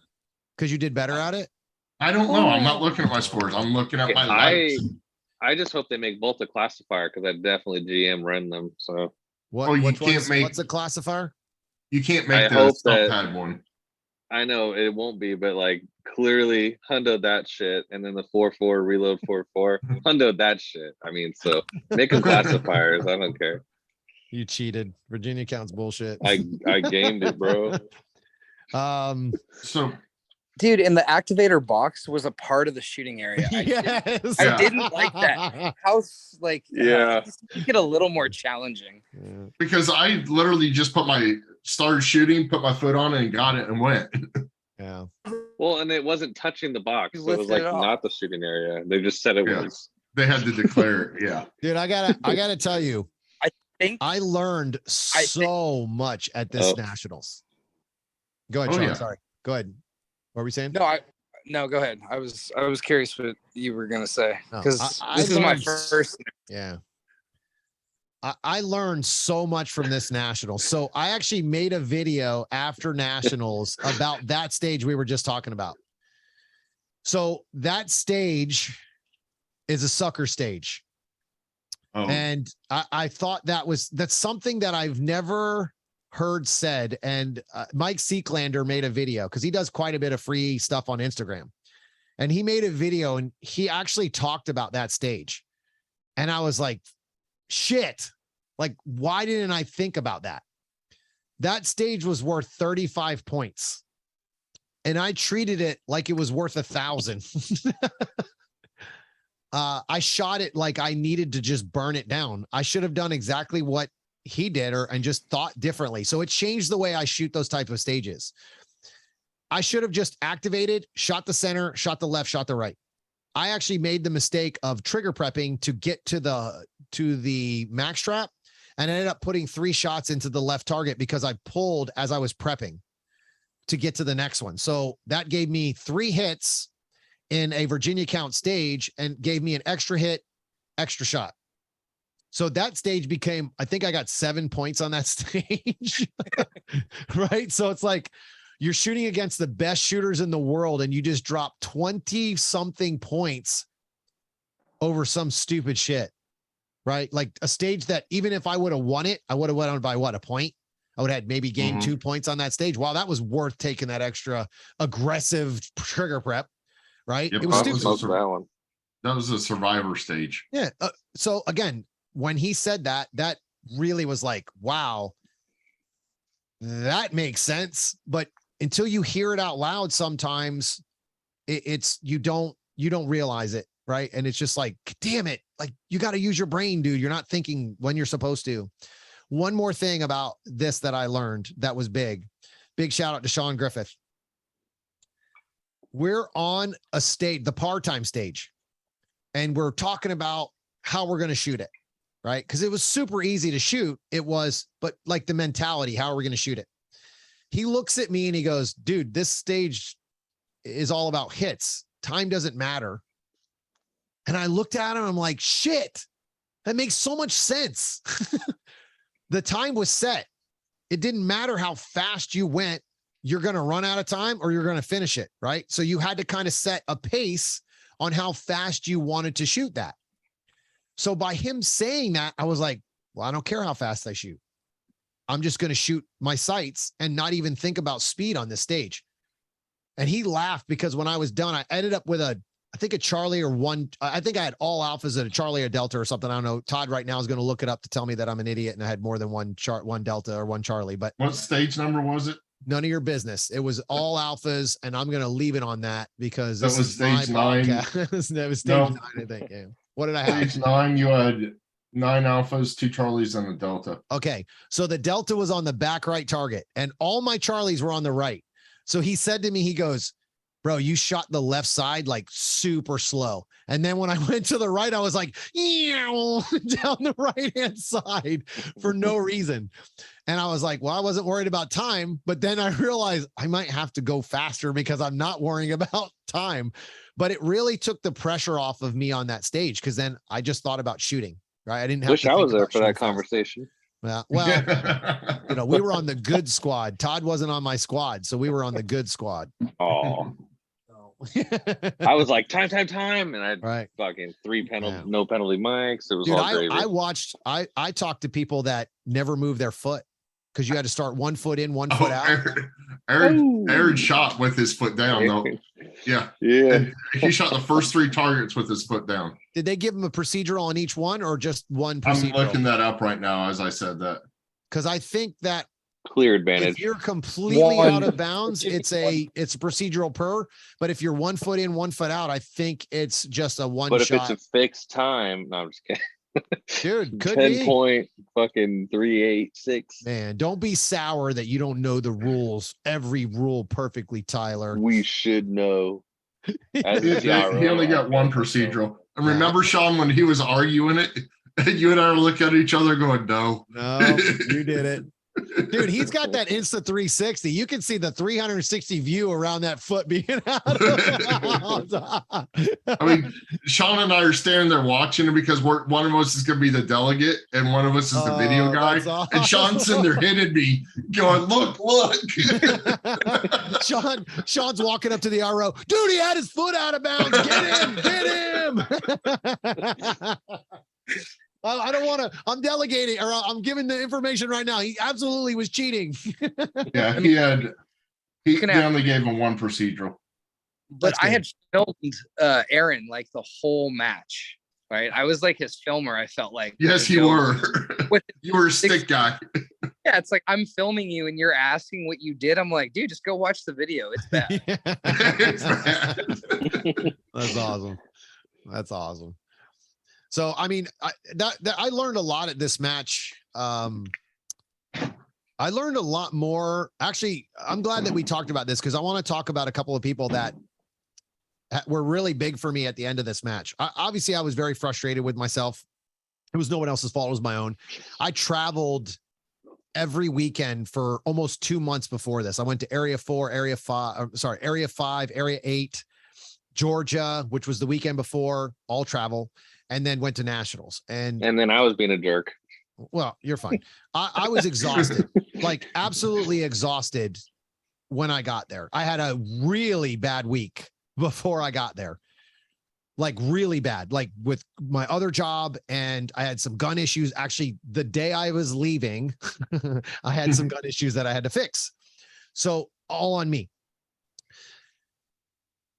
So I shoot this match and I walk out of this match and I'm just super frustrated. I go to the award ceremony and we're all everybody just walk around and talking. And I was talking to Isaac Lockwood and we're having a conversation. And I've talked to him last year at last year's Carry Optics. Super amazing human being. Love that guy. Super great. So we're all sitting there talking about our experiences, our match. And, I'm listening to them because I had nothing great to talk about. So they're talking about their match and everything. And Phil Strader walks up. And I don't know Strader at all. Like I've seen him, but I've never really talked to him, right?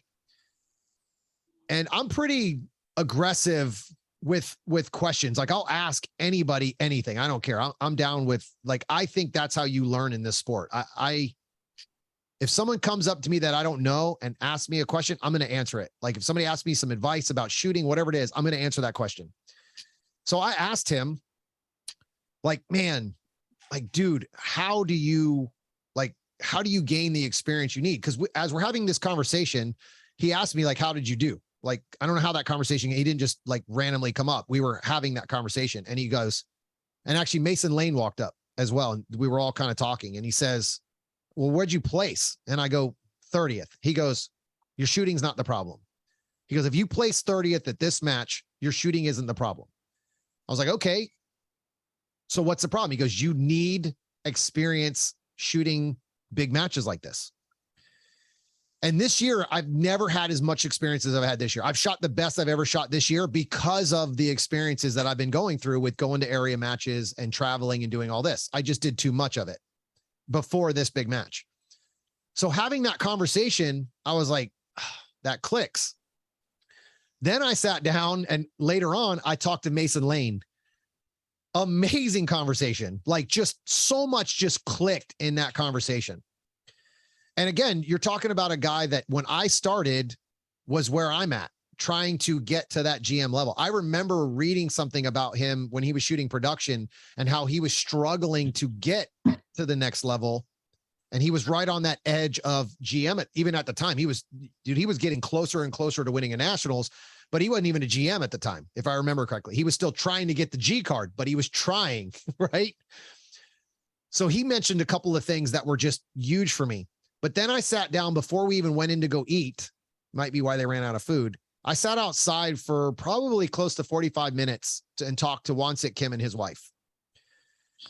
And that was just such an enlightening conversation. Like, we talked about shooting. I mean, dude, that was just an amazing conversation. And I learned so much about match prep from him, like how to get ready for nationals. And he did not shoot a great match in his opinion, right? Of course, he was in the top. I think he was just a little bit below me. And I asked him, like, man, how do you feel about your match? He goes, I didn't prepare for this match. He goes, I didn't do my normal. This is the first year he changed anything from previous years. It's interesting because those guys were willing to give me information and they didn't have to. So, I just really appreciated having that conversation with those guys. I've had something similar like this with JJ Rakaza before, where I went up and I asked him a question after last year's nationals, and I asked him some stuff this year. And it's nice to know that you can go up to those guys and learn something from everyone. Doesn't matter what level, but the fact that they gave me that information was pretty fucking awesome. And I just, big shout out to those guys. Thank you. I appreciate it. And I definitely took it to heart. It was some really, again, it's all mental. Like Sean, you asked earlier about the mental shit. There isn't a single thing that those guys told me about how to hold the gun, how to shoot, how to pull the trigger. None of that was there, right? Because obviously I know how to do that, but it was the conversation about how to manage, right? Like the match was pretty kick-ass. And it wasn't even just, there wasn't a whole lot of detail. It was just like, keep going, right? Yeah, okay, so you sucked at this match, but you don't suck as a shooter, right? Because this match was very discouraging for me. I mean, dude, I busted my ass this year to get ready for this match, and I dropped the ball. To travel, to bust my ass, to place in the top 3, top 4 in every area match I went to this year. Shit, I got second in open this year in area 6, and then I go to this match and I completely shit the bed. It's pretty frustrating, not gonna lie. It was pretty fucking frustrating, and I'm still frustrated about it. But again, I didn't practice for almost 2 months because of all the travel. I had no time to go to the range and just practice. That kind of shows me where my real prep should be. If it's not an area, how long have you been shooting? 4 years. October is 4 years. Tom, honestly, how can you even be upset when, out of all of us, you've been shooting the least amount and you've progressed I mean, obviously it's not your shooting ability, right? You're up there with the top shooters. It seems to be a mental thing. I mean, it's 4 years of shooting and you're already up there. I mean, that to me, that's impressive. That's where it just pisses me off, dude, because I put a lot into this. So when the moment shows up, like I love that moment, right? Like I'm that guy that's like, give me the ball, coach. I got it. We're going to score a touchdown, 99-yard run right here, baby. I don't care. Like, hand me the ball.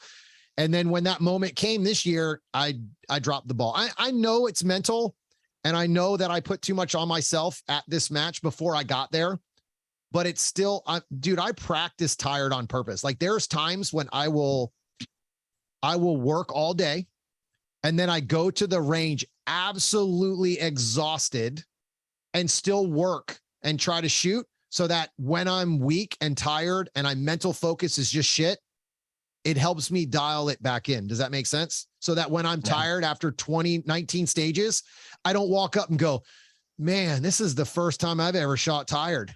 You know?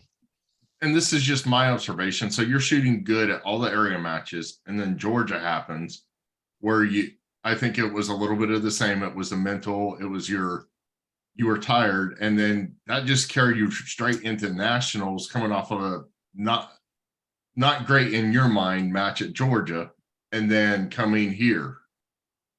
So yeah, I'm going to tell you, I have been practicing again. Like today was the first time I've been doing lessons every day this week. I've had my regular work, but I have lessons all week long, every day, all week until nationals, until I basically go to open nats. So I practiced when they're reloading and I don't have anything to have a conversation about with training. I go and practice while they're reloading. It's everything to me. It's everything to my shooting. I didn't realize how much or how important that practice was to me, because it's where I fix everything. It's where I dial everything back together. And I went 2 months of not fixing anything. All I did was shoot the way I'm supposed to shoot. The problem with that is no matter how good you are, when shit starts falling off, you don't fix it. It just keeps falling off. So I'm noticing especially Carry Optics Nationals is where I really noticed it.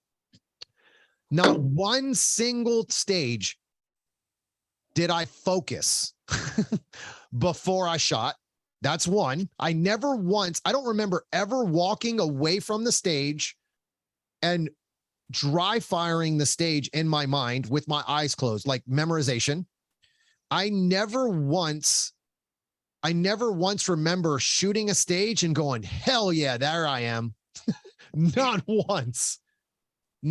And I remember entering targets and going, I have no idea what I got. I haven't done that in a year and a half. Spot? Say that again, Tyler. You didn't pick your spot, so you no, show up and you're like, where the fuck am I supposed to shoot now? I picked my spot. This is the craziest shit in the world, okay? And this is how no practice has crushed me.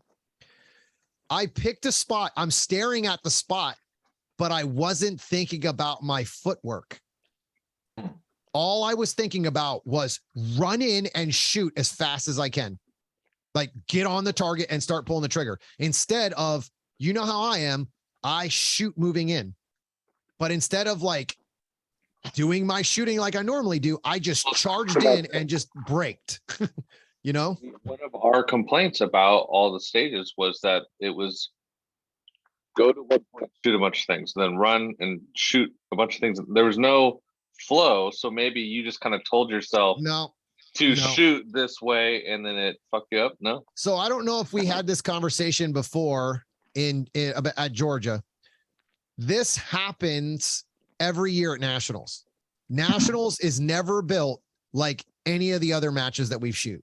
They're always run, stop, and shoot stages. Almost always, right? Almost always. There's a little blended in movement stuff, but it's almost always stop and shoot, right? And that's okay. There's nothing wrong with that. That's just the way it's built. So I go into Nationals now knowing you're good. You got it. By the way, if anybody's wondering what Tyler's doing, he had some food on his face because it was white stuff. I'm having fun tonight. So when you have stages like that, I'm prepared for them now. That's what I mean. Like that, when you said something earlier about how I don't like to stand and shoot, that's not my favorite shooting, but I've learned how to do it because you have to. Area matches like Area 5 and Area 8. Oh my God. You were stopping on a lot of things. So, and you just squeezed in where you could the movement, right? So again, my style has changed a lot. I've learned to shoot that style of shooting, but if you don't visualize and you're not picking that spot and then you're not holding the gun there, makes a big difference, right? It doesn't matter how much you see if you can't put the damn gun there. Yeah. We can't all have a 0.6 draw like Lockwood. Well, I mean, listen, that guy should not have won that because he didn't call the headshot. That's all I'm saying. I'm just saying he didn't call the headshot. I'm calling him out right now. Bro, that was amazing. Like not only was that run crazy, but that dude racked up like 3 or 4 runs very close to that, maybe more. Like, so he won a bunch of money. I'm pretty sure it was all his. Like he put in $3,000 practice on that thing. I talked to him about that. And I was like, I gave him shit. I was like, you don't call that. That headshot's bullshit. That's like calling the 3-pointer and you hit the backboard. You didn't call it. It doesn't count. Like take that shit off the board. But dude, that guy's awesome. Yep. What's that? They just said all alphas and it say they had to be. Dude, did you see the video of him shoot it? Did you see the video of him shoot it? Oh, So yeah. he shoots it, and the first thing out of his mouth, he goes, "The headshot, it counts." And like everyone's like, "That's bullshit," you know, like. But yeah, that was pretty amazing. That what'd you guys think of the vendor area? Would have liked to see a little more. I thought there would be more for my first Nats, honestly. But I like the vendors that were all there. I mean, there was what 1, 2, 3, 4, 5, 6, 7, 8 vendors, maybe. Yeah, I think there was. Because Yeah, you had Mark 7. I think there was 4 on the left and 4 on the right, not including Brian. So there might have been a little bit more because Brian's got a whole like tent world thing over there that he's got going on. I love it. Because you had Mark 7, Premier. you had Henning. The green gun people, I forget who they were. Todd, speaking of Brian, I want to emulate that sitting area that he has for our sponsored area at South Carolina sectional. Well, I want to do that. What's that? No. Nope. I want to have something set up for the shooters to hang out in the sponsorship area under shade. So they could just sit down and hang out and then go talk to sponsors, go sit down and kind of have like a little, like he does underneath his truck. Yeah. But for our own area. So sorry guys, we're going to be doing something really big at South Carolina this year. So we're going to talk about that later. Probably before we leave, because Todd's dying to talk about South Carolina. I know he is. He doesn't care about nationals anymore. No. So what was your favorite? Go ahead. No, go ahead. You're staying on the vendor thing, so stay. All right, I am. Good. I want to stay on the vendor thing. Little improvement for the vendor area that I'd like to see for next year, because I really like that this year's nationals had a lot more participation from vendors. So again, this is Carry Optics. It's the biggest match of the year. So, I would hope that you would see more vendors, bigger vendors and all that kind of stuff. One thing that I would like to see next year, or even this one that's coming up here at the Open Nats, I would love to see the vendors closer together. So instead of having them jammed up against the berms, bring them closer so that you force the shooters to stay. They have to go to all the vendors. Like I'm thinking of, if I was a sponsor, I want more foot traffic. So bring those sponsors and bring them closer. There should be no more than 16 feet apart from those vendors. You can keep them stacked sideways, but I mean, you can do whatever you want, obviously, but it would be really nice to see those vendors closer together. So you're basically walking down a row and then walking out of that row. Does that make sense? So then you're going to get, because I will tell you, and I hate to say this, but I didn't go see all the vendors because I didn't have to, right? I didn't have to. If you put them closer together, I'm going to go down sponsor row and I'm going to go look at all of the sponsor stuff. I'm going to go all the way up the right side and then come all the way out the left-hand side. But I didn't have to this year because everything was so far apart. I was like, okay, cool. Yeah. Okay, cool. I'm not going to go over there. There's nothing over there for me to see. Right. So that was, to me, that's kind of one of the things I'd like to see an improvement on for the sponsors. I mean, that doesn't not even matter to me as a shooter, but as someone who's starting to deal with sponsors and who hopes eventually to start sponsoring more matches as the Tom Castro Shooting Academy, I would like to see that just a little bit tighter. That's just my opinion. Obviously it could work, couldn't work, but we're going to try that out. So I think it's important to get those eyes in front of the sponsors. I'll ask you a question about sponsor row. I'm very interested. How many of you guys did that, the shooting part? Tyler, you did it? Todd, did you do it? Nope. Why not? I put money in, but I didn't do it. What do you mean you put money in? You could, for the raffle and the prizes and stuff. Oh, okay. So, but you didn't try to shoot it? Nope. Gotcha. No, Sean, did you do it? Yeah, I didn't do it because after I saw Lockwood there, I was like, this is, I'm not going to do this one. But the Beretta one, it was silly. Why wouldn't you do it? That one was free and you got 2 tries and the best, the best time had won a Beretta. Like, right. So yeah, Todd, why didn't you do the Beretta one? Honestly, I didn't even think about it. I'm not kidding. I'm with Todd on this one. I didn't even realize that was a thing. I just thought they were over there testing the gun. I didn't even realize that was a challenge. Neither did I until you Yeah. just said that. I'm like, there was a prize with that one. Yeah. Yeah. Before the match. I went around to every booth kind of talking to everyone because I mean we had the time, we had the downtime, and it was all in that because we ended our match in the vendor area. So yeah. Oh, that's a big advantage for you guys to have the more time to sit there and kind of walk around, and you had to waste basically time, right? Just kind of looking around. How do you think we got on the arbitration committee? Right. That's true. Yeah. So we'll talk about that. Hold on. I don't want to get off the subject because I want to go to that and just kind of explain what you guys had to go through. You guys can explain. So, all right. One thing about the vendor area, and I've been talking about this a lot lately. When I talked about having the products on site, I talk about this with SIG constantly, like, because they're one of the biggest, most supportive sponsors of our sport. I personally would not have bought a product unless I had my hand on it. Okay. So I went to nationals this year, not buying anything, didn't bring cash, didn't want to buy a damn thing, didn't have anything on my list. Henning, you sons of bitches. Were there. Later. Yeah, they were there. I got to meet the owner.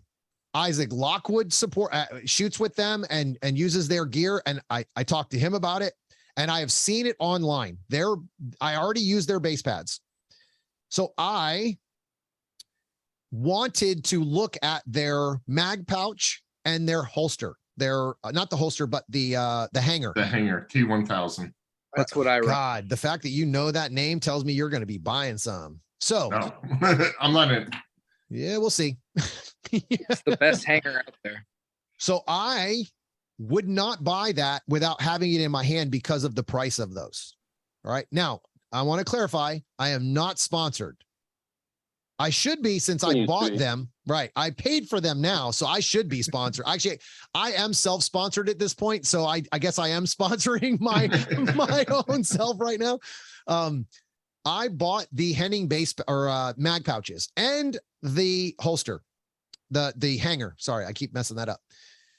I'm not gonna lie. They're worth every penny. They're not cheap, but quality comes with a cost. Those things are freaking awesome. Like, they're so awesome that I changed them on day 2. I put them on and shot them on day 3.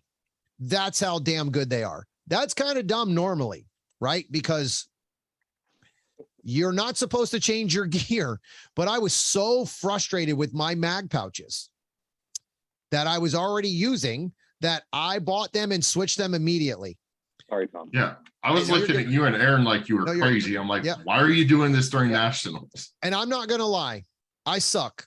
I sucked at that match. The stage that had four, okay, I almost messed that up again. 4 reload. No, just kidding. 4 reload, 4. Tom said 1, 2, 3, 4 reload. I knew I did that early. I had the greatest damn reload of my life from that mag pouch. I did 2 reloads as fast as some people shot it with 1 reload. So I finished, and of course I'm not happy. I look at the RO, he goes, dude, you had the fastest 2 reload stage that we've had yet. And I looked at him and I said, I'm not going to lie. I'm really pissed off because I walked this stage. Like, I went to the dry fire area in the safe table and ran that stage a million times before. I mean, I practiced the reloads and going 4. That'll kind of tell you where I was mentally. And I still screwed it up. But I'm not lying that I had the greatest reload I've ever had in my life. I don't remember putting the second magazine in my gun. I don't remember touching it. I don't remember those mag pouches are amazing. They just, the mags, I can't believe they stay on. Like, that's how easy they are to pull off. Well, except for Lockwood's post. Oh, that was so good, dude. That was so good. That is a flaw with those. I will say that you can, like, if you angle and like you whip your elbow back and you have them too high, you can knock them off. But I'm going to actually talk to him, hopefully, Henning, about they're like a little improvement on those since I've been using them. I think if he makes the V a little bit deeper, it'll make the mag sit in there just a little bit. So you can't just elbow it out. Dude, that design, I can't express to you how amazing the adjustments are on those. Like, I'm talking micrometers. That they're so ingenious idea. They're not cheap. Yeah, they're not cheap, but dude, I changed them in the middle of nationals. That's the hanger. Oh, so good. I was gonna say his hanger. I run his hanger. I run his stuff, but his hanger is the only hanger with that much adjustability. Yeah. I mean, you can get it to anywhere you want. Yeah. The problem is yours was illegal, so you need to fix that. But I was able to fix it quick. and let me tell you something, dude. I'm glad you I didn't realize that was what you were using. I'm not going to lie to you. You could not do that with a boss hanger or another type of hanger. You can't make those many adjustments. You would have had to have really adjusted that or changed the hanger completely most of the time. So, I mean, how many people will ask, but I did get a lot of questions on the thing because I'm running the Ghost holster and you can't, I had to make this custom part. Right. There's no way to run the Ghost holster with Henning's hanger. I got you. So you know why I didn't buy the holster right away or the hanger. You know why I ended up buying the hanger? Because I could take the holster off. No, listen, I've been traveling a lot, like a lot. And I plan on cranking up the area matches and nationals next year. Like pretty much my entire season will be all area matches. I might not make them all, but my goal is to go to every area match this year and nationals, period. I don't plan on going to any local level 2s.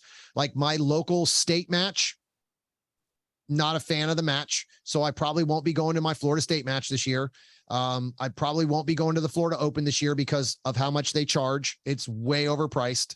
I'm going to put my money into the big matches next year for sure.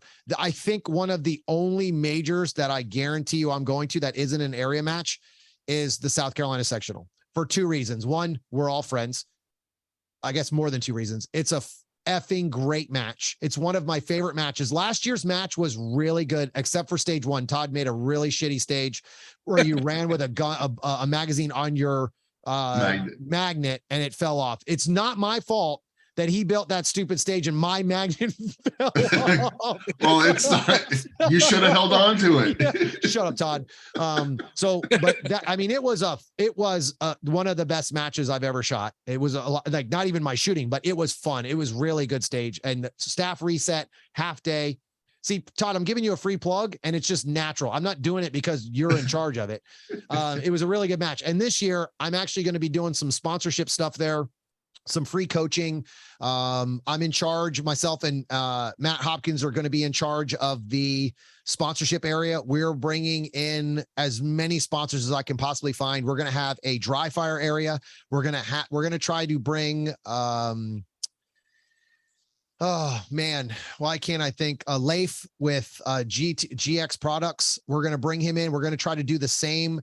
I don't know if we're going to do the bill drill that they did at Nationals. We might do a different drill. I think, Matt Hopkins and all of us were on a group call the other day about stages.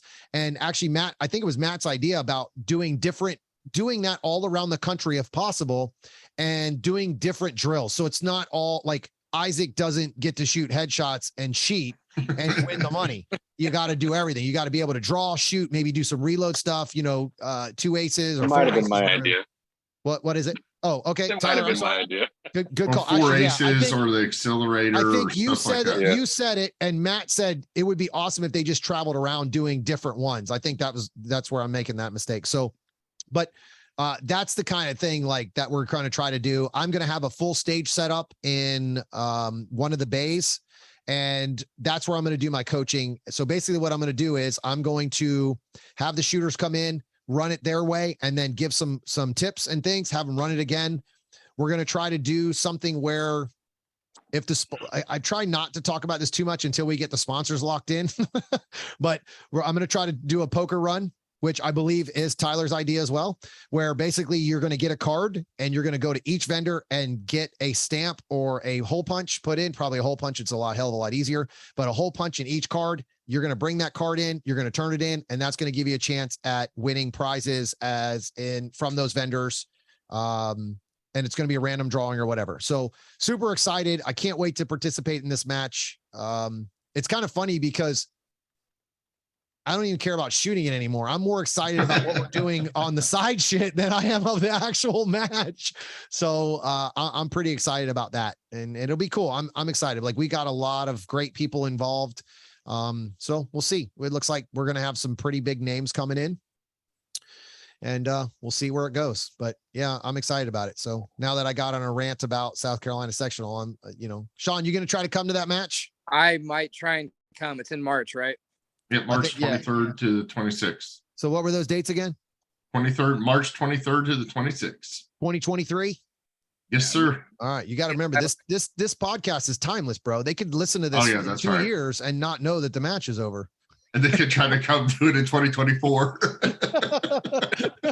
I don't know. This might be the last time I ever volunteer to run a sponsorship area, because this might kill me.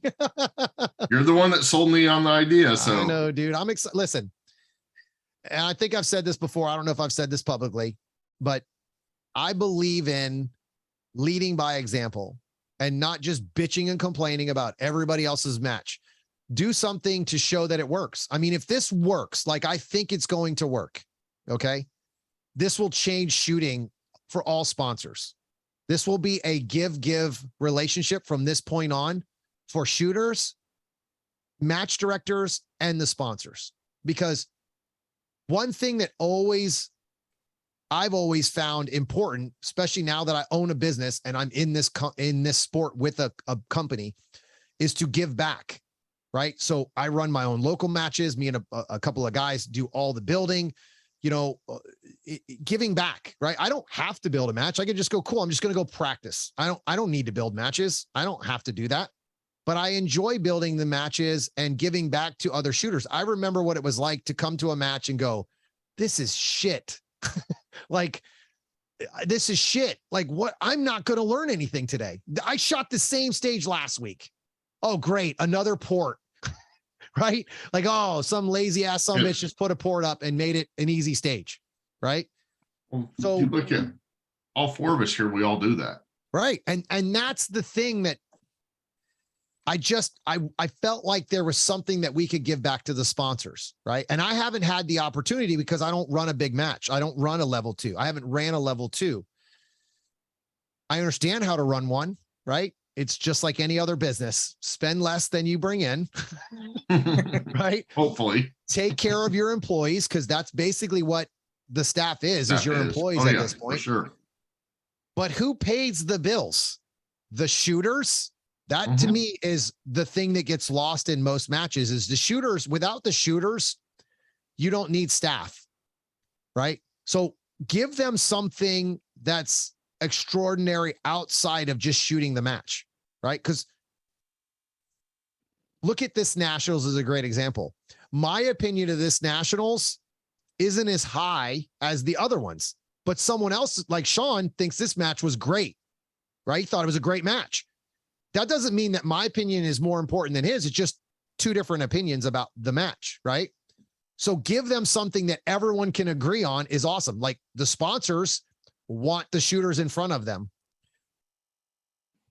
Did I feel like I had to go see those sponsors at Nationals? No. Why? Because they were out of my way. Does that make sense? No one forced me to go in there ever. Not once. So, I mean, let me ask you a question. Would you think if they didn't do that where you won money, do you think that was still successful if they just did it for free and you didn't win a single prize? No, I don't think a lot of shooters. I don't think a lot of shooters would have done it just for fun. There has to be some incentive. Isn't competition of who's the best at that specific skill set good enough for you, or no? But if it's not technically part of the match, like, you're like, it wasn't, maybe if it was a mini stage or something, I just didn't think the Bill drill, draw 6 rounds on target. It just wasn't, I don't know. I thought it was, it wasn't any count. You thought it was what? I thought it was can you count, and I did 5 shots. Well, he did So it. why didn't you twice. just put 6 rounds in the gun? That's what I fucking told him. Thank you. Well, because I'm not one of those people where I just pull the trigger until it ends. I just like, all right. That's why no one will ever remember your name. Oh, Right. Hey, who was Oh, 21st here we place? go. Here we go. Dude, the only reason you beat me is because I'm such a good coach. That's I finally got one. You know what? Back. Hey, those who can't do You know teach, what? right? oh, You son of a bitch. That is a low freaking blow, you son of a bitch. Hang in on, case hang on. anybody doesn't know, Tyler beat me at this match, just so we all know. Don't worry, I'll take the heat off you, Tom. oh, Hey, you know what? On a serious note, though, Tom, I've never heard Tyler talk so much about another shooter as much as he talks about you, especially helping his game as much as you have. I mean, I'm going to be honest. You brought him from master to GM. He was just a master. who's just Well, I appreciate it, man. You know what? I'm not going to lie, dude. I have, I've really grown close to a lot of the guys in South Carolina. Like I feel like it's really funny because I just went to Area 4 and I have a group of guys. I have like little patches of the same group. They're just in different states. Like I have guys that I'm friends with in Texas that I'm like, man, if we ever got the guys in South Carolina or the short bus team here in Florida all together, there isn't a single restaurant that wouldn't call the police. Like everybody would just, cause we're all like this little group of the same. They all have different personalities, but we're all getting along. It's so crazy because I'm like, how many times in life do you like, you're in this room and you're like, God, I hate that dude, right? But then you're like, you get all these different personalities in the shooting world and it's like we all mesh. It's kind of crazy. Like it's really, really cool. That's one of the reasons I love this sport, man, the people I meet. Yep, you need a preacher, Tom. I need oh man. I don't know if I've ever told that story, but basically we went out to eat at the first class. Was that the first class, right? Yeah, it was the first one. Yeah. So I got really comfortable with all these guys, like kind of right away. So I kind of let loose a little bit at the restaurant and we had like a very older, like Christian couple sit down. And by the time we were all done eating, and yes, I'm not the only one who cusses in our group, by the way, we're sitting down at the table, but I just happened to be, I think the loudest one. Surprise, Tom's loud. And the lady walks up and goes, I was like, oh, we're so sorry. And she goes, no, you guys are great, but you need a preacher. And so that was just one of the moments in my life that I'm like, I don't think I'm ever going to live that down with these guys. By the time, the way I think we've talked about on this podcast like 3 times now, but yeah. It's hilarious. So it's just a good moment in my life, I guess. Probably not something I should be proud of. I know, right?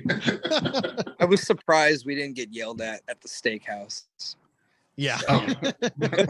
Well, who was it that wild. did? Who was it at Longhorn that was sitting in the corner over there that did get yelled at, kind of? It was either me or Donovan. It was sitting to the left of you, Tom. I think it was after the match. Oh, that would be Adrian. Or no, it was Aaron? It was Aaron. It had to be Aaron because he was falling asleep.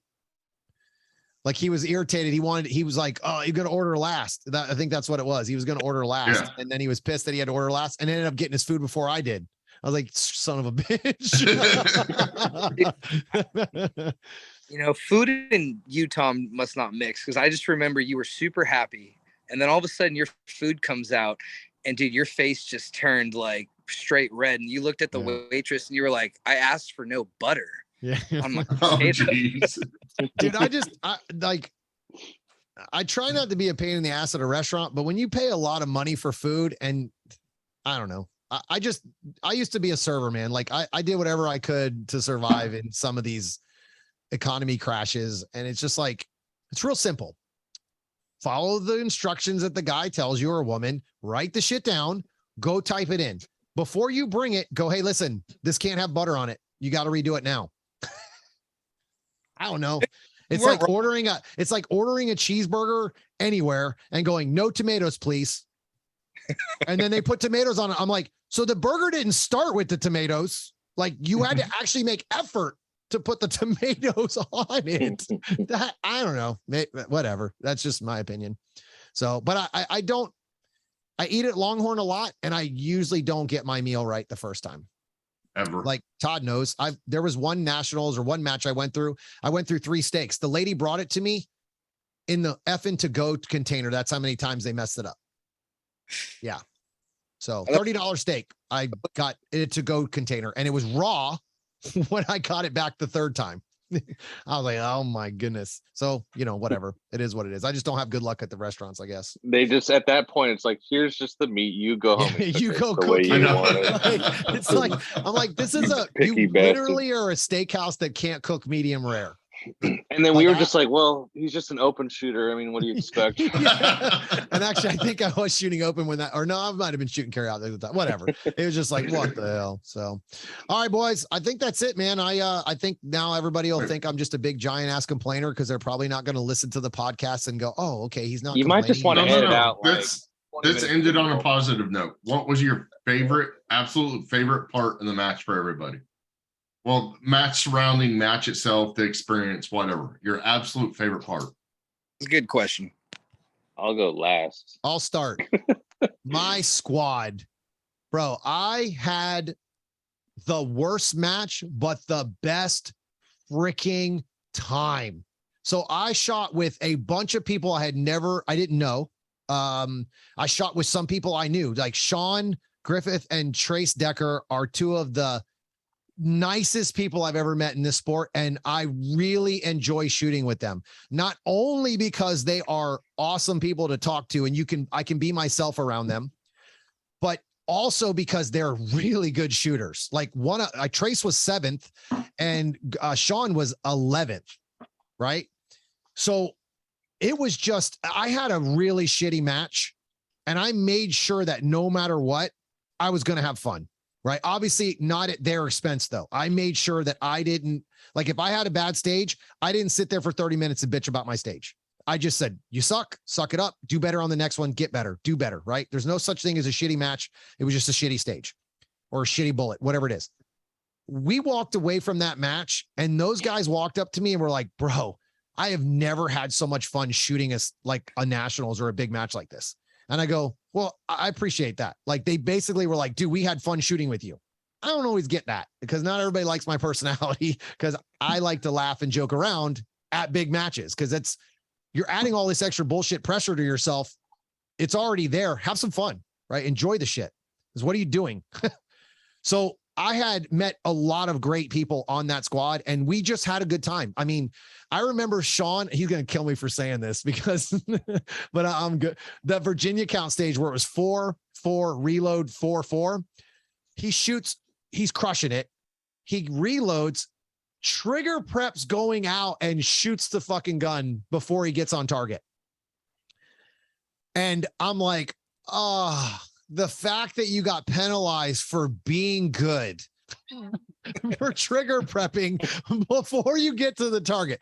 I don't know anybody who just hated all the Virginia stages, but all of us, everybody was like, this is fucking stupid. So a couple times after that, I was like, yeah, man, you need to learn how to shoot. Like you suck, like just to lighten it up. You know what I mean? Like dude, he's shooting so well. And I mean, it was just fun. You know what I mean? I got to be myself around those guys and I just had a really great time on that squad. And it's not, there was a guy, Todd, on there too. I'm going to butcher his last name. I think it was Sinclair, just a freaking great dude, like had all kinds of conversations with them.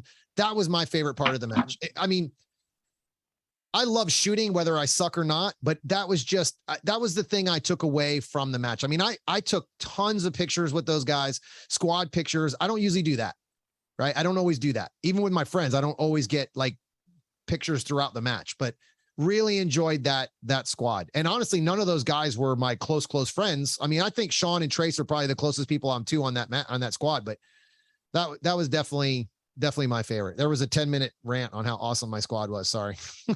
Jesus. I mean, dude, Griffin, that dude is amazing. Yeah. With the Glock. Yeah. I mean, All right, Sean, go. Nope. Sean, what was your favorite? Kind of the same thing. I gotta say, for going to my first Nats, you know, you're not scared, right? But you've got the butterflies. You don't know what to expect. So I was definitely like, you know, didn't really know what to do my first day, but seeing everyone that I've shot with a lot of people before, and kind of seeing everyone and saying hi to everyone, that's what really calmed me down. Yeah. So I think just the experience alone, you know, was great, but seeing everyone together, you know, this was the biggest Carry Optic Nats, you know, in the books. I mean, it was a lot of fun, you know, and I don't talk to a lot of, you know, I don't know a lot of the top shooters, but like, you know, Nils is definitely, any match I see him at, I do like to say hi to him. He's definitely one of the nicest guys I've ever met. 1,000,000%. Yep. I mean, it's, you know, I've talked to Mason before. I didn't talk to him. Lockwood, I love that guy. He is a great guy. I mean, you know, and he's from California too. So I just think, you know, seeing everyone was a great experience. And then meeting new people, you know, the same thing. Me and Tyler didn't know a lot of people. I mean, you know, I met Todd, I met Aaron, I met Donovan, all on that squad, but there was, you know, a handful of people that we didn't know, and we had a good squad too. Yeah. Oh yeah. So yeah. I'll be at Ohio 2023. Yep, I'll be there. And for me, it was a squad. It was getting to know you, getting to know some of the other people. And I went into it with zero expectations, and I probably should have went into it with some, because I sucked because of that. I think part of that was my mindset I need to work on. But I went into it knowing what to expect for next year. And expand on that a little bit. What do you mean you went in with no expectations? Like you didn't? I didn't go in with any, I don't want to say goal. My goal was to survive, which it was to go in to be able to learn and do stuff. But I think if I would have added a little bit more pressure to myself, I would have done better. So do you feel, now that you've shot this match, because I don't think we actually talked about this at all. Now that you shot this match, do you feel like Nationals is just another match? Fuck yeah. It's just a marathon though, right? Like you have it's definitely, it's another match, and it's a marathon, because I didn't see, there was one thing I saw at Nationals that I'd never seen before. That was it. And that was a visual start. Everything else I've done somewhere. Hard. Yeah, that wasn't even hard. I know. I'm just saying that's the only thing I've never seen before. As long as you didn't blink when the light went off, it wasn't that hard. But no, that was the only thing. That was the only thing I'd never seen before, never done before. Right. Yeah. So, I mean, I know what to expect. I know where I want to be next year. Got 9 months to get there. Yeah. Good. Now just remember not to change your gun before the next match, you dumbass. Oh, fuck no. Unless it's a Canic rival, right? Oh, yeah. I still don't think you should change if you're going to do it right before the match. All right, Tyler, go. My favorite thing was learning about fixed time stages. So didn't Todd say we're going to end this on a positive note?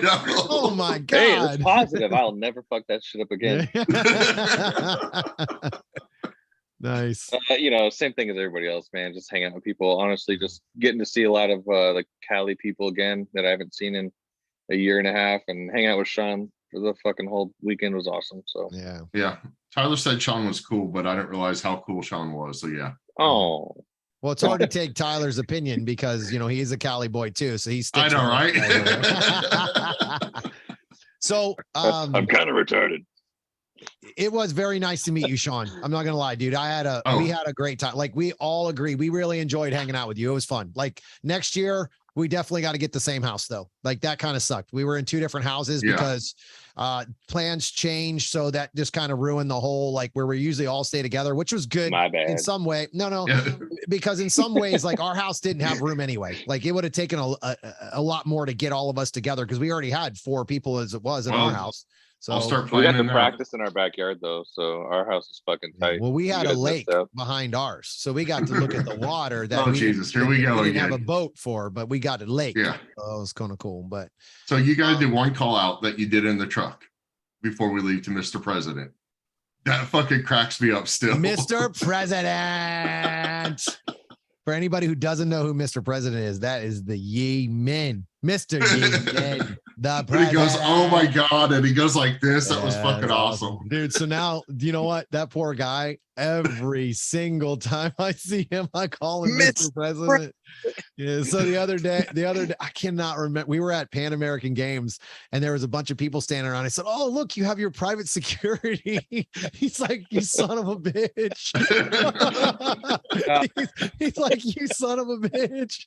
I'm like, I'm sorry, Mr. President. I don't even, do I shake your hand? Do I bow? I'm not sure what I'm supposed to do. It was good meeting him too. So that was cool. Yeah, he's dude, he's awesome. He's a great guy. I don't know what he's gonna do as a president, but fuck, let's go. Let's see what we got. I've known you for a while now. He's a great guy. Yeah, he's awesome. Yes, he is. You know what I like about him? One of my favorite things about him is I like his demeanor. Like I feel like he just kind of stays calm no matter what you come at him with, you know, and he just he'll have that conversation that needs to be had. And I like that. Whether he does well or not, you don't know. You never know. I mean, dude, look at all the shit you got going on in the world of politics in general. You could vote somebody and they tell you how awesome they are, and then they're like the shittiest politician ever. You don't know. But I believe in his personality, the way he is. I think he'll do a good job with the controversies, non-controversial things. And I truly believe he wants to do something good for the USPSA. I really, you know, I do believe that. That's, you know, so we'll see. I hope he does an amazing job. And anybody who roots against him, that's kind of stupid because he is responsible or going to help USPSA in general. So whether you like him or not, it didn't get who you wanted in there. He at least is your president now, right? Like that's how it works. Yep. Those guys now let's support him. Let's see if we can help him. Let's throw our support behind him. I mean, again, you don't have to like the guy. You know, most politicians I don't like. I just want them to do something to make this shit better, whether it's USPSA or the country. I don't care. I don't have to like you. Just make it better. You know, the look on his face when he found out Tyler was eating meat. That was fucking awesome. He was like, and I was like, yeah, man, we ruined him. Like he's back to manhood now, bro. He's out of that California, eat beans and sprouts and all that weird shit he picks up off the ground. Not all of us from Cali are. Dude, I think Tyler didn't eat meat for his own reasons, but the first thing he did when he actually ate meat was like a pound of ribs. Like he went straight for like the worst kind of, not a nice juicy steak. He's like, give me the ribs, bro. Oh, shit was awesome. All right, boys. Well, listen, it was hopefully this podcast goes out in a positive way and doesn't sound like I'm bitching the whole time, because that's not what I mean by it. I would like to see I just hope they listen to us a little bit more. That's all I ask. You know, just listen to what we're saying. That, you know, 90% of the shooters that I talk to, which is quite a bit since I never shut the fuck up, hated the Virginia count stuff. Not that they hated Virginia, they hated how much of it was, right? That some of the stages didn't seem like there was much effort put into them. That's not good. You should never walk away from a major match like nationals and go, man, I wouldn't even put this at my local. That's all. Those are the things that kind of bother most shooters. Now, will they have a platform like I do? Maybe not. I'm willing to say some stuff that some other people won't. That's okay. I'm good with it. You know, this isn't personal for me. This is just, I would like to see those improvements. That's all. I just think we could, if we all tried to work together instead of just complaining all the time and try to have solutions, you know, hell, I'll throw some stages in the mix if you guys want. Let me know. I'll send you some stages. I'm good with it. I love building stages. I love putting that stuff together and trying to come up with different ideas and pushing the challenges and even small stages. I'm good with it. Like, let's rock and roll. Like some of the best stages I've ever shot are small. What's that? They won't be in SketchUp though. I can do SketchUp. I'm just going to send you the picture and go, here, bro, put this in SketchUp for me and send it back to me. And I'll pretend like I did this. I'll put my 3D thing on it and then you can sketch it up. I don't know, man. I've always enjoyed nationals. It's a big deal to me. You know, I've always enjoyed nationals. It just sucked this year that I walked away, and it had nothing to do with my shooting. Like my shooting is my fault, not the match's fault. Every stage they built, I should have been able to shoot.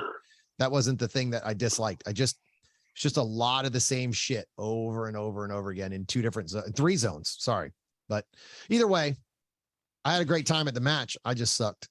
So, Sean, you got anything?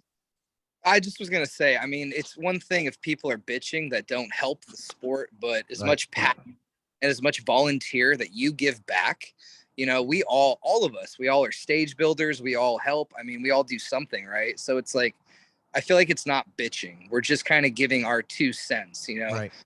As fellow match directors. Yeah, right. All of us. Yeah.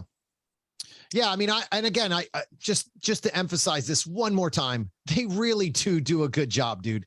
That job is so freaking hard. Well, like I can't. It's imagine. so hard, dude. I can't imagine that. Yes, 19 stages, just the putting it on the ground, renting the place to put the food in, getting the food vendor, bringing the water, bringing the ice. Dude, let me tell you 2 jobs I would never want when it comes to running nationals. The NORI job has got to be a fucking nightmare to get staff. It's got to be.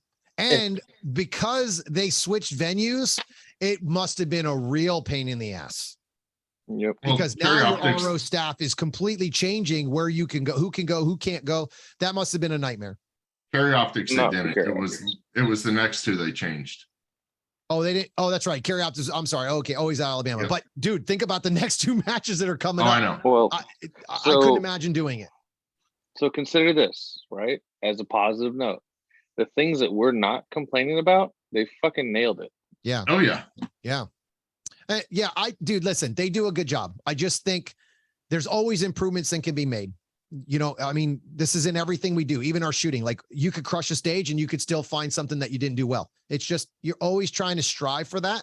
Sometimes I think because of the communication, or that they don't communicate to us because they don't have to. Sometimes I feel like as shooters, we're like, dude, why don't they listen to us? Well, they might be, but nobody ever says, hey guys, great idea. Or all hands on deck. Let's bring the guys who did some catering and let's ask them, what's the best way to do this? Right? Maybe delegate. Say, hey guys, can we bring you on and maybe help us run the food section? Because we don't give a shit about the food. We have to deal with trophies and staff and squads. So let's bring somebody else in for that. Yes. Right. When you say it that way, it makes total sense though, because honestly, that'd be the last thing in my mind would be the food if I was the match director for that. So I'll bring this up with what I just said, bringing someone in. A great example is I was the one that thought up the sponsorship area for South Carolina sectional. I brought it up to Todd's attention. Todd's like, hey man, awesome. Sounds good. You think you can do it? It wasn't that easy. No, hold on. Todd's like, you think you can do it? All right, cool. Let me look at it. Let me see where we can put it and see if we can get it done. I said, okay, cool. I get the phone call. He goes, good. You and Matt are in charge of this. I'm like, what the fuck did I just do to myself? But he just made it to where now the match is his concern.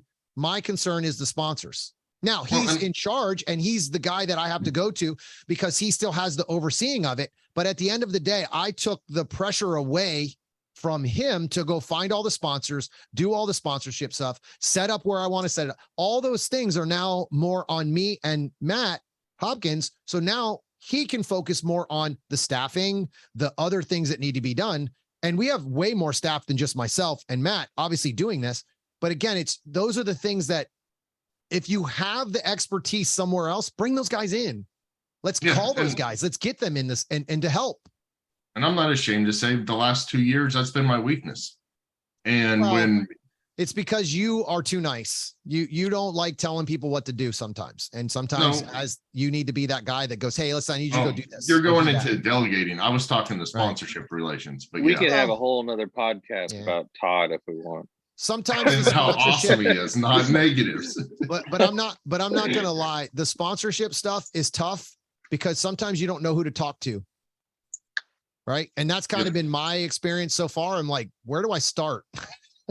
You know, It's like, where do you start? Who do you call? Who do you talk to? Because you're not just calling up the 1-800 line for gun repairs and going, hey, listen, I want to see if we can get some sponsorships done, like where we can work together.